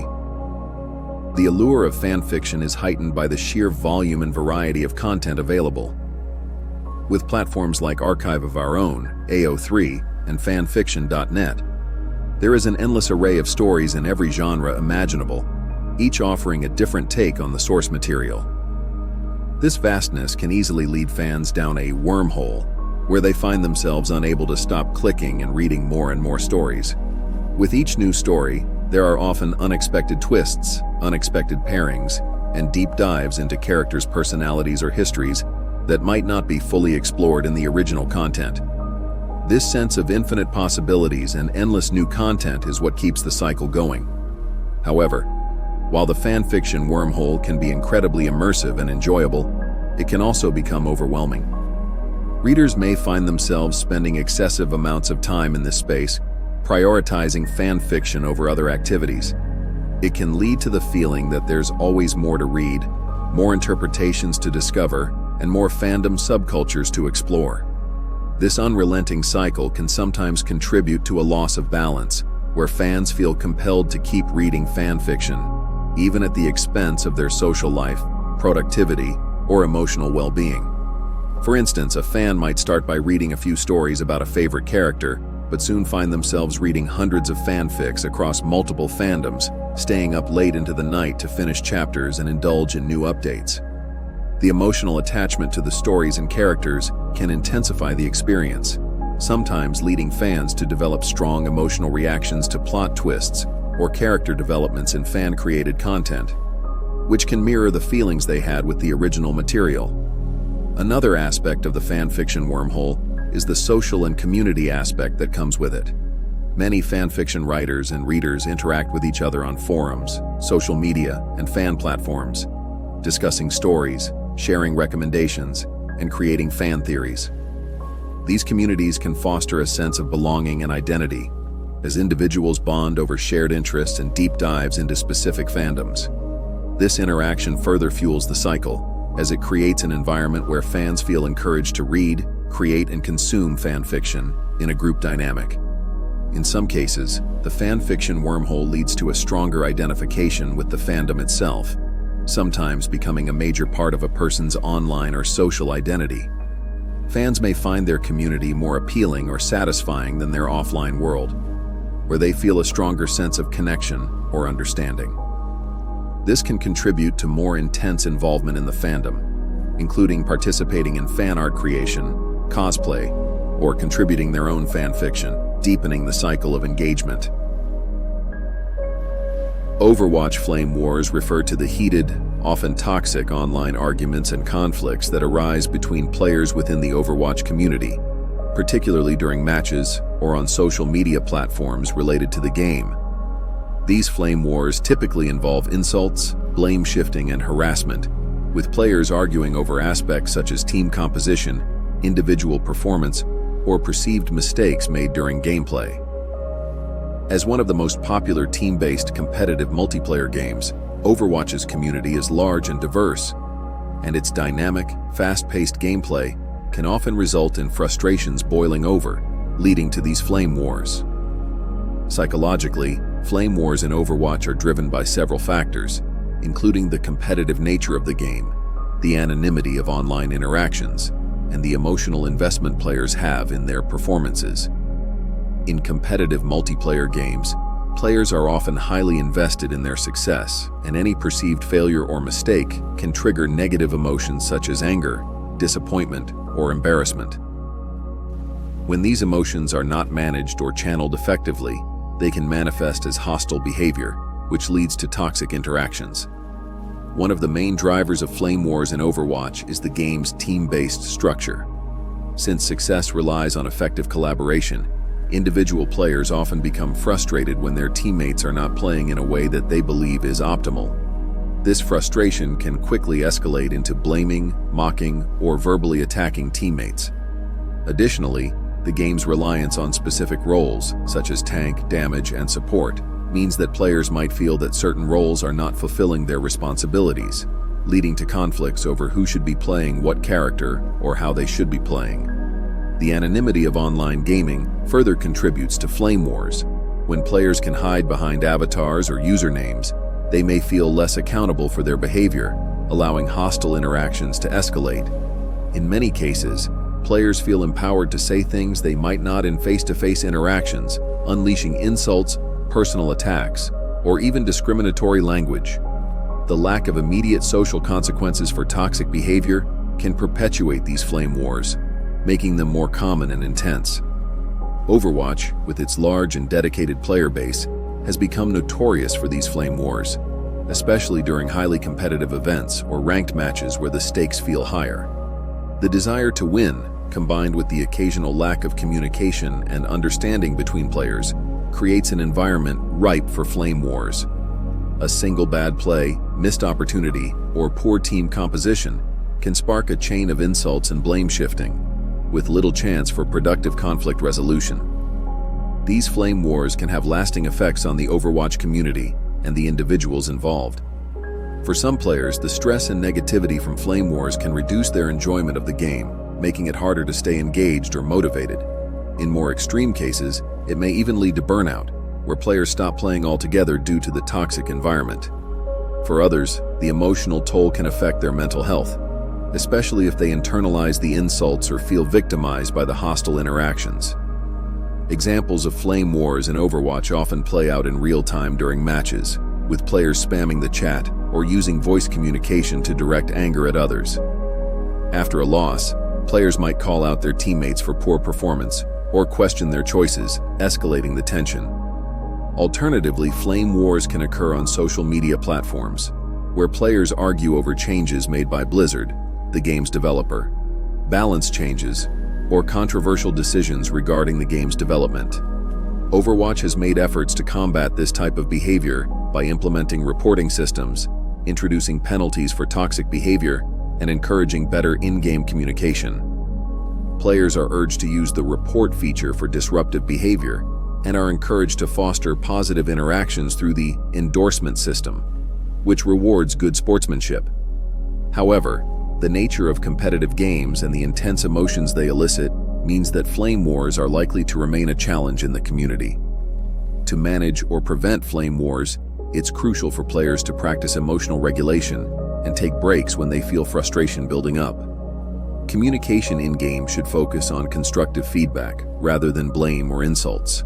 If a player feels that a flame war is escalating, it's often helpful to mute the hostile voices or leave the match to avoid further emotional harm. Doomscrolling newsfeed refers to the compulsive habit of continuously scrolling through negative, distressing, or alarming news stories on social media, websites, or news apps. This behavior is characterized by the repeated consumption of information, even when it causes anxiety, stress, or a feeling of helplessness. Despite the negative emotional impact, individuals who engage in doomscrolling often feel compelled to keep reading, as if there is a need to stay informed, even at the cost of their mental well-being. The psychology behind doomscrolling can be traced to several factors.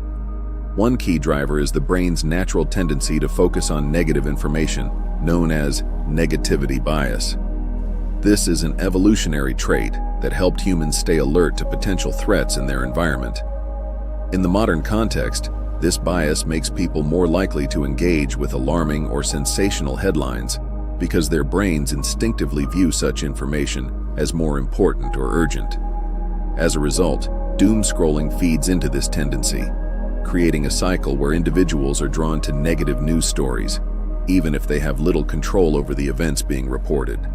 Another factor is the addictive nature of social media and news platforms. These platforms are designed to keep users engaged, often through algorithms that prioritize sensational, emotionally charged content to increase user interaction. When people spend extended periods scrolling through their feeds, their brains are exposed to a constant stream of negative news, creating a feedback loop of anxiety and distress.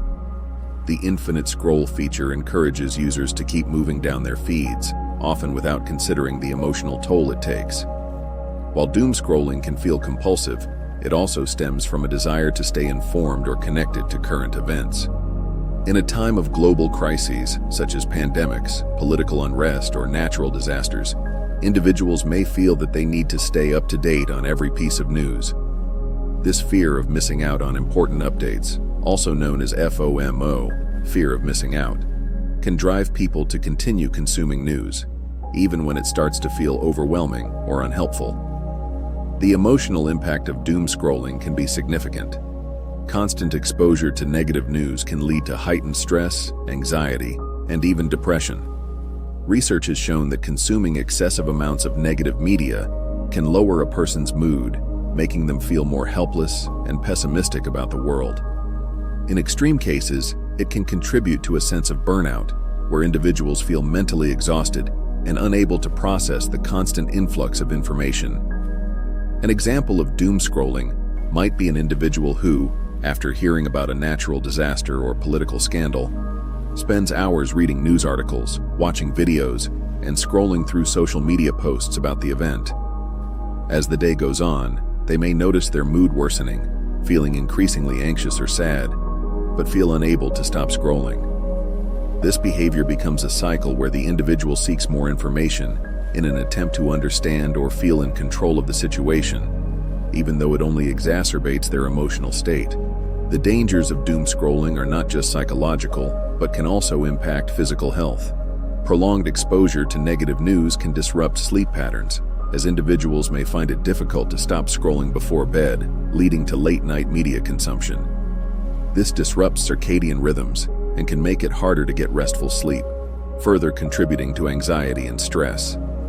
Additionally, the physical act of looking at a screen for long periods can lead to eye strain, headaches, and increased fatigue.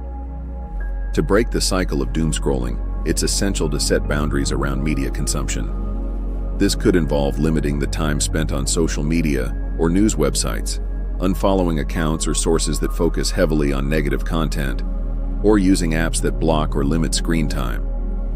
Practicing mindfulness and self-care techniques, such as taking breaks from screens, going for a walk, or engaging in hobbies, can also help reduce the urge to doom scroll. Another approach is to intentionally seek out positive, uplifting, or neutral news stories, which can provide a counterbalance to the constant barrage of negativity. Ultimately, while staying informed is important, doom scrolling can have detrimental effects on mental and physical health. By recognizing the signs of compulsive news consumption and taking steps to limit exposure, individuals can protect their well-being and regain a healthier relationship with the media.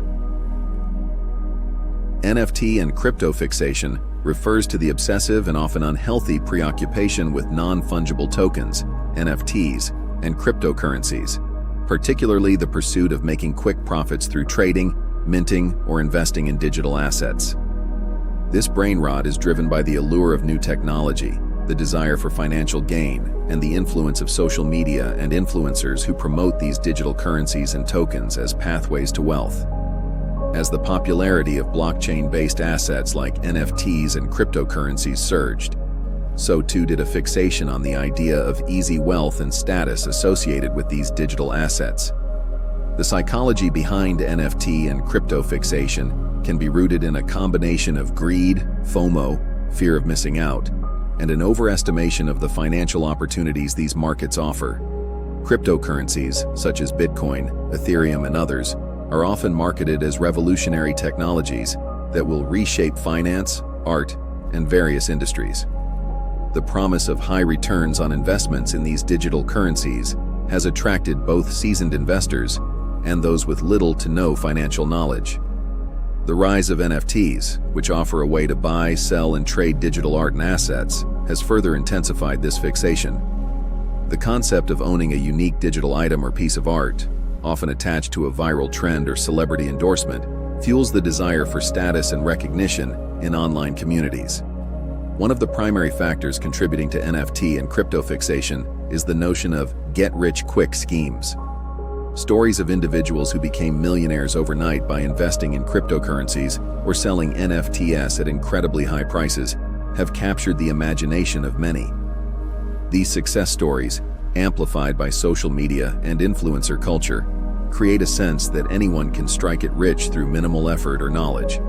People may invest significant amounts of money in cryptocurrencies or NFTs, often without fully understanding the risks, believing that they are partaking in the next big financial revolution. However, this fixation often blinds individuals to the volatile and speculative nature of these markets. While some have indeed made vast sums of money, the vast majority of investors experience significant losses, especially those who enter the market without proper research or understanding. The unpredictable fluctuations of cryptocurrency values and the speculative nature of NFTs make them inherently risky investments. Yet, despite this volatility, individuals may continue to pour money into these digital assets, hoping for a repeat of the early success stories they've seen online. The sense of FOMO plays a significant role in perpetuating NFT and crypto fixation. As cryptocurrencies and NFTs gain popularity, new waves of buyers and creators flood into the market, eager to capitalize on the trend. The fear of missing out on potential profits pushes people to buy into the latest cryptocurrencies or mint their own NFTs, often without fully understanding the long-term value or sustainability of their investments. The speed at which the market moves and the pressure to act quickly can create a sense of urgency, leading individuals to make hasty decisions based on hype rather than rational analysis. Another aspect of NFT and crypto fixation is the community aspect of both phenomena. Cryptocurrency and NFT enthusiasts often form tight-knit online communities where members share tips, hype up the latest trends, and celebrate their successes. This sense of belonging and validation can further fuel the obsession as individuals seek social recognition and approval within these communities. The constant stream of news about new NFT collections, crypto tokens, and projects can create an almost addictive cycle of checking prices, following trends, and keeping up with the latest developments. As a result, individuals can become deeply immersed in the world of digital assets, neglecting other aspects of their lives and financial planning. In conclusion, NFT and crypto fixation is driven by a combination of the allure of quick wealth, social validation, FOMO, and the hype surrounding digital assets. This fixation often leads individuals to invest significant amounts of money in speculative and volatile markets, with little understanding of the risks involved. While some may profit from these investments, the majority face significant losses, leading to financial stress and emotional burnout. To break free from NFT and crypto fixation, individuals must recognize the speculative nature of these markets and focus on building a more balanced, informed approach to investment, keeping in mind that wealth and success in these areas are not guaranteed, and that the pursuit of quick gains can often lead to long-term losses. You said. Fitness bro overload refers to an obsessive, often exaggerated fixation on fitness culture, particularly in its most extreme and stereotypical forms, where individuals excessively focus on physical appearance, strength, or bodybuilding at the expense of other areas of their lives. This form of brain rot is characterized by an all-consuming preoccupation with achieving peak physical aesthetics or performance, often shaped by the ideals seen in fitness social media communities, advertisements, and influencer culture. The fixation can lead individuals to prioritize their workout routines, diets, and body image goals over other important aspects of health, well-being, and social connection. The psychology behind fitness bro overload is rooted in several factors, including body image, social validation, and the pursuit of perfection. Many individuals become drawn to fitness culture due to a desire to change their physical appearance, often influenced by the portrayal of highly muscular or lean bodies as ideal in popular media. Fitness influencers, particularly those promoting bro culture, often display a lifestyle centered around constant gym workouts, protein shakes, meal plans, and intense focus on muscle growth or fat loss. These influencers often present their results as attainable through hard work and discipline, pushing a narrative that physical transformation is not only possible, but the key to personal success, attractiveness, and happiness. For some, this creates a pressure to conform to these ideals. The fitness bro persona often involves a certain image, someone who spends hours in the gym, follows strict diet regimens, and showcases a perfectly sculpted body. This obsession with achieving a specific physical standard can become unhealthy when individuals begin to define their self-worth by how closely they resemble these ideals.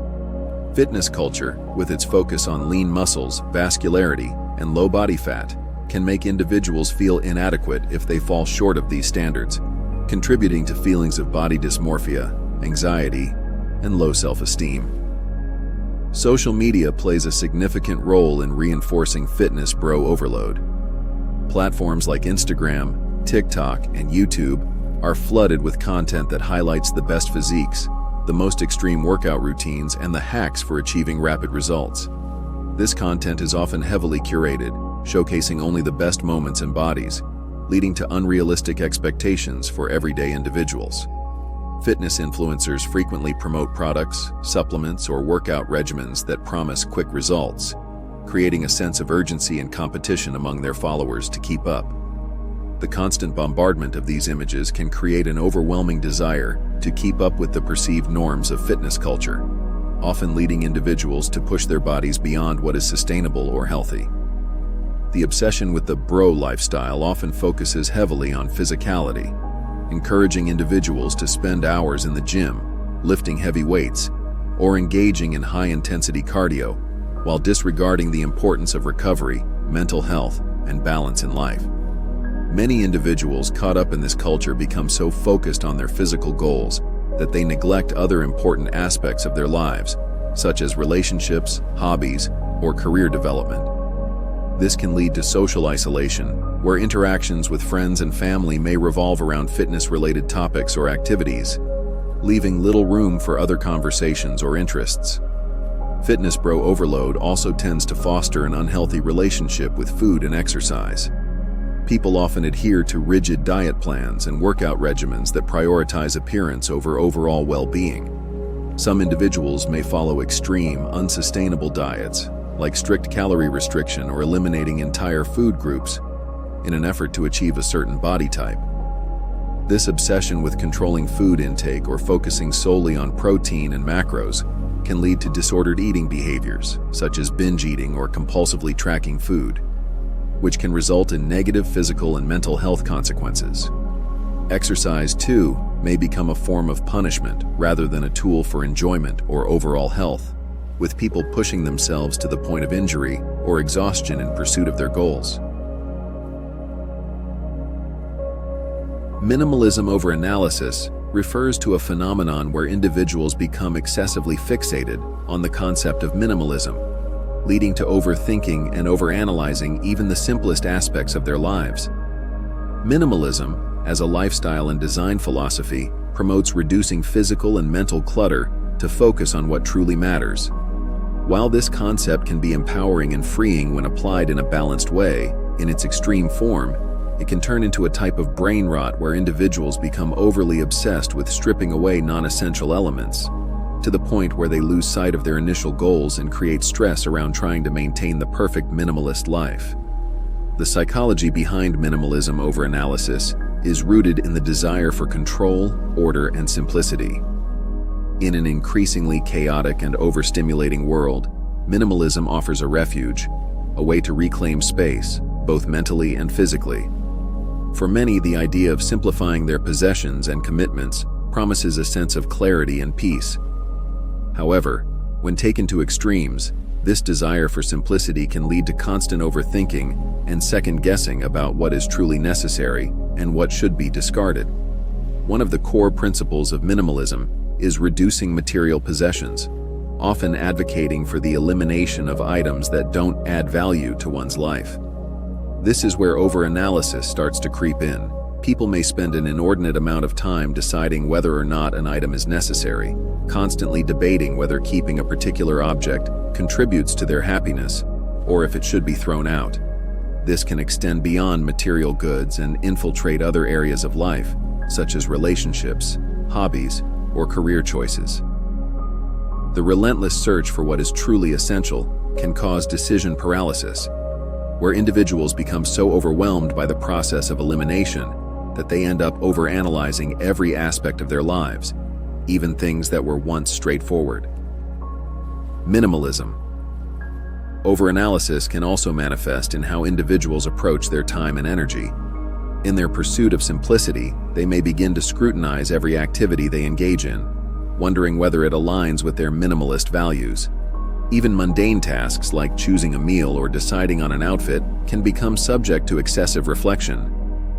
The pressure to only engage in activities that serve a specific, meaningful purpose can create a paradox. Rather than simplifying life, individuals end up overloading themselves with complex mental processes to ensure that everything they do is perfectly aligned with minimalist principles. This obsession with finding the perfect balance between simplicity and purpose often leads to a sense of dissatisfaction. The very pursuit of minimalism, which is meant to be liberating, becomes another source of stress. People may feel that their efforts to live a minimalist lifestyle are never quite enough, constantly questioning if they've truly rid themselves of all unnecessary elements or if they've missed something crucial in their analysis. In the quest for purity and simplicity, individuals may feel trapped in a cycle of perfectionism, leading to feelings of inadequacy and anxiety. The rise of social media and the influence of minimalist influencers further exacerbates this overanalysis. Platforms like Instagram and YouTube are filled with minimalist gurus who present their own highly curated lifestyles. Sparse, perfectly organized homes, curated wardrobes, and even daily routines that exude calm and order. These portrayals can set an unrealistic standard, as they often fail to showcase the challenges and complexities of achieving true minimalism. Individuals, in turn, may compare their own lives to these idealized versions, feeling that they must engage in a constant evaluation of their possessions, routines, and even emotions to match the minimalist aesthetic. This comparison can lead to feelings of inadequacy or frustration when their own version of minimalism doesn't match the polished, idealized version seen online. Minimalism overanalysis can also lead to a lack of flexibility and spontaneity in daily life. Because minimalists often seek simplicity through strict guidelines and frameworks, there can be little room for enjoyment of the chaotic, messy aspects of life that aren't easily categorized. The joy of an impromptu gathering with friends, a spontaneous purchase that brings joy, or a moment of indulgence can be overshadowed by the constant need to evaluate the necessity of every experience. The mental load of maintaining a minimalist lifestyle can become burdensome, and the constant evaluation can make individuals feel disconnected from the spontaneous pleasures that life has to offer. DIY rabbit holes refer to the experience of getting sucked into a deep, often overwhelming obsession with do-it-yourself, DIY projects, where an individual starts exploring various crafting, building, or home improvement activities, only to find themselves endlessly chasing new ideas, tutorials, and techniques without ever reaching a sense of completion or satisfaction. The term rabbit hole describes the feeling of spiraling deeper and deeper into an activity, sometimes losing track of time, resources, and even the original goal of the project. In the case of DIY rabbit holes, what starts as a simple interest or curiosity can easily escalate into a compulsive pursuit, leaving the person addicted to the constant discovery of new skills, materials, and possibilities. The psychology behind DIY rabbit holes is rooted in a combination of curiosity, creativity, and the desire for accomplishment. For many, DIY projects offer a sense of empowerment, being able to create something with their hands, customize their living space, or solve a problem without relying on professional services. This can be incredibly satisfying, especially in a world where convenience and mass production often limit individual creativity. The allure of DIY is that it gives people the illusion of full control over the process, as they can design, execute, and modify projects according to their own vision. It taps into the innate human desire for creation and personal expression. However, DIY projects can also trigger addictive behavior. Once someone starts, they often feel compelled to continue exploring different techniques, styles, or approaches. As they research more ideas and tutorials, they become exposed to an ever-expanding world of possibilities. Platforms like Pinterest, YouTube, and Instagram, where DIY influencers showcase their projects, play a significant role in this. These platforms offer a constant stream of fresh ideas and inspiration, creating a feedback loop where the individual feels increasingly motivated to dive into new projects, often before completing the ones they've already started.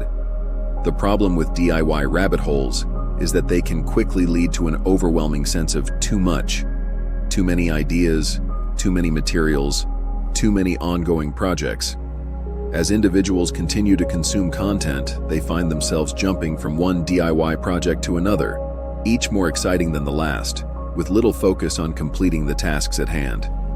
The desire for perfection also fuels this behavior. A person might become fixated on getting every detail right, trying different methods, or researching the best materials, which can lead to delays, frustration, and a sense of never actually finishing anything.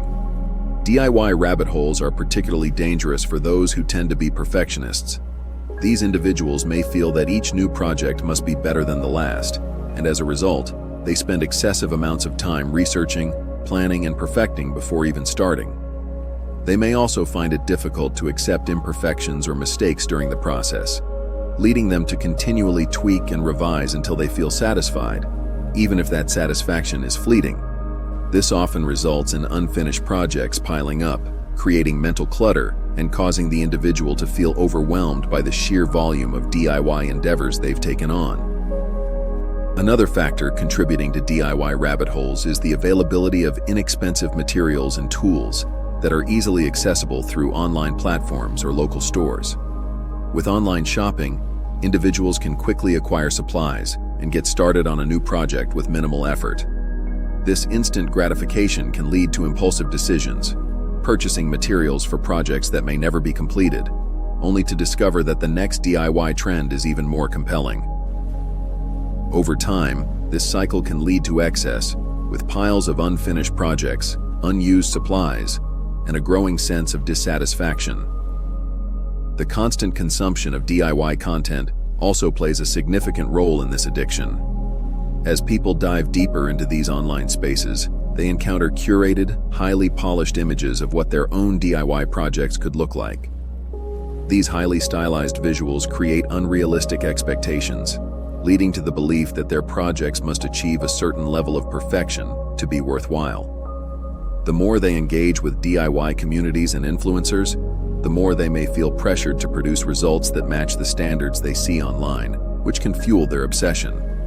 This perfectionism, coupled with the desire to replicate flawless DIY projects, can lead to frustration and burnout when things don't go according to plan.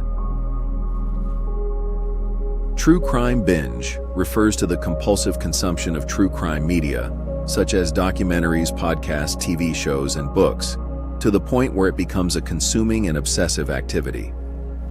This phenomenon is part of a broader cultural trend where individuals become deeply engrossed in real-life criminal cases, often following every new development, analyzing details obsessively, and discussing these cases extensively. The psychology behind a true crime binge is multifaceted, driven by a mix of curiosity, entertainment, morbid fascination, and the desire for control and understanding in a chaotic world. The allure of true crime lies in its ability to tap into the darker aspects of human nature and the mysteries of criminal behavior. It allows people to explore the most extreme, complex, and often chilling aspects of life, all while maintaining a safe emotional distance. For many, the thrill comes from learning about the intricacies of criminal investigations, the psychological profiles of perpetrators, and the emotional impact on victims and their families. True crime stories often present a puzzle that viewers or listeners feel compelled to solve, piecing together evidence and motives in an attempt to understand the why and how behind the crime. Psychologically, true crime binging can be linked to a desire for novelty and stimulation. In a world where routine can feel monotonous, the unpredictable and sensational nature of true crime provides an engaging escape from the everyday. These stories are often dramatic, filled with twists and turns, making them highly engaging and difficult to put down. The rush of adrenaline that comes from learning about the crime, the investigation, and the eventual resolution, or lack thereof, can be addictive. In some ways, it satisfies a basic need for stimulation and excitement, particularly for individuals seeking an emotional high or wanting to experience a form of danger from the safety of their own home. One key psychological aspect behind the binging of true crime is the concept of morbid curiosity. This is a natural, albeit sometimes unsettling, human instinct to want to understand what drives people to commit horrific acts. While society often shies away from the subject of violence, true crime media invites audiences to confront and explore these uncomfortable topics, which can be strangely satisfying. It gives people the opportunity to mentally process the unthinkable in a controlled environment, where they feel distanced from the events themselves. This fascination with true crime is also fueled by the emotional responses that these stories elicit. True crime cases often involve elements of suspense, shock, and moral ambiguity, which can trigger deep emotional reactions in the audience. The narratives are frequently framed in a way that encourages viewers to empathize with victims and their families, while simultaneously condemning perpetrators. The emotional highs and lows that come with engaging with these stories, whether it's the feeling of justice being served or the frustration of an unresolved case, create a kind of emotional roller coaster that many find hard to resist. This emotional engagement can make true crime content feel more personally significant, heightening the desire to keep watching, listening, or reading. Social media also plays a role in the rise of true crime binging, as it allows enthusiasts to share their findings, theories, and discussions with like-minded individuals. Online forums, Reddit threads, Facebook groups, and Twitter discussions have created a community of armchair detectives who actively engage with true crime content. This sense of community can be a powerful motivator, as individuals feel a sense of belonging in these spaces and gain validation from sharing their own theories or opinions. The constant flow of new information, new documentaries, and new cases further fuels the addiction, keeping the audience hooked and constantly seeking more. For some, binging on true crime can become a way to deal with personal feelings of powerlessness or anxiety. In a world filled with uncertainties, crime stories can offer a sense of closure or resolution, especially when cases are solved or perpetrators are brought to justice. People often find comfort in knowing that, despite the darkness in the world, there is a system of justice at work. However, for others, constantly engaging with true crime can heighten feelings of anxiety and fear. Repeated exposure to violent crime can make individuals more fearful of the world around them, creating an exaggerated sense of danger or vulnerability. The obsession with true crime can also lead to desensitization. As individuals binge more and more content, they may become less sensitive to the real-world implications of the crimes being discussed.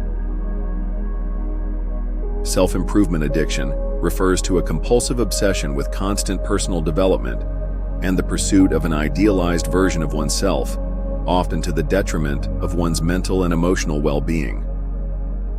In the age of self-help books, motivational speakers, productivity hacks, and wellness gurus, the idea of continuous improvement has become a cultural norm. However, when taken to extremes, this pursuit can transform into a form of brain rot, where individuals become fixated on the idea that they are never enough as they are, and that constant, relentless self-betterment is the key to their happiness and success. The psychology behind self-improvement addiction is complex, rooted in the desire for control, achievement, and external validation. Many individuals who engage in self-improvement seek to become better versions of themselves, driven by a belief that improvement equals success, happiness, and fulfillment. Society often reinforces this notion by praising hustle culture, emphasizing productivity, achievement, and perfection as indicators of self-worth. The idea that one must always be improving can create a sense of inadequacy if progress isn't visible or measurable, leading to a cycle of constant self-criticism. Social media, particularly platforms like Instagram, TikTok, and YouTube, plays a significant role in fueling self-improvement addiction. The digital age has brought an overwhelming abundance of self-help content, from influencers showcasing their morning routines and productivity hacks, to motivational speakers promoting the latest books, courses, and philosophies on how to level up in life. This flood of information can create a sense of urgency, where individuals feel they must be constantly engaging with new strategies, techniques, or philosophies to ensure they are living their best lives. The fear of missing out, FOMO, on the next life-changing piece of advice leads to an endless cycle of consumption, where new self-improvement methods are perpetually explored, often without ever taking time to apply or reflect on the changes already made. This cycle can also cause individuals to fall into the trap of comparisonitis. Seeing others succeed or appear to have mastered various aspects of their lives, whether in fitness, productivity, or personal growth, can cause feelings of inadequacy. The relentless exposure to polished, curated images of perfect lives creates an illusion that improvement is not only achievable, but mandatory. This constant comparison often leads to the belief that one is falling short, resulting in stress, burnout, and a constant desire to fix oneself. At its core, self-improvement addiction thrives on the idea that there is always something to fix. This mentality can lead individuals to focus exclusively on their perceived flaws or weaknesses, ignoring their strengths and accomplishments. No matter how much progress they make, there's always a new area to improve, a new habit to develop, or a new skill to master. The obsession with self-improvement becomes a never-ending race, where individuals constantly look forward to the next milestone, but never fully embrace where they are in the present moment. While self-improvement in moderation can be a healthy pursuit, when it becomes an addiction, it takes over one's life. The individual may find it difficult to relax or enjoy leisure time without feeling guilty or anxious about their lack of improvement. Even simple pleasures like enjoying a meal, watching TV, or spending time with loved ones can feel like wasted time if they are not seen as productive or growth-oriented. This can lead to burnout, as individuals push themselves to achieve an idealized version of success at the expense of rest, mental health, and social connections. Self-improvement addiction often manifests in various forms. For some, it may manifest as an obsession with fitness or body image, where the pursuit of physical perfection leads to intense workout regimens, restrictive dieting, or excessive focus on appearance. For others, it may involve constant self-monitoring and tracking of progress in areas such as productivity, finances, or personal goals. Apps, journals, and calendars are used obsessively to track every action, every habit, and every achievement, creating a sense of control, but also overwhelming the individual with the pressure to perform. The addiction lies in the belief that success and happiness are the direct results of perfecting every facet of one's life, leading to the idea that failure to improve is synonymous with failure in life itself.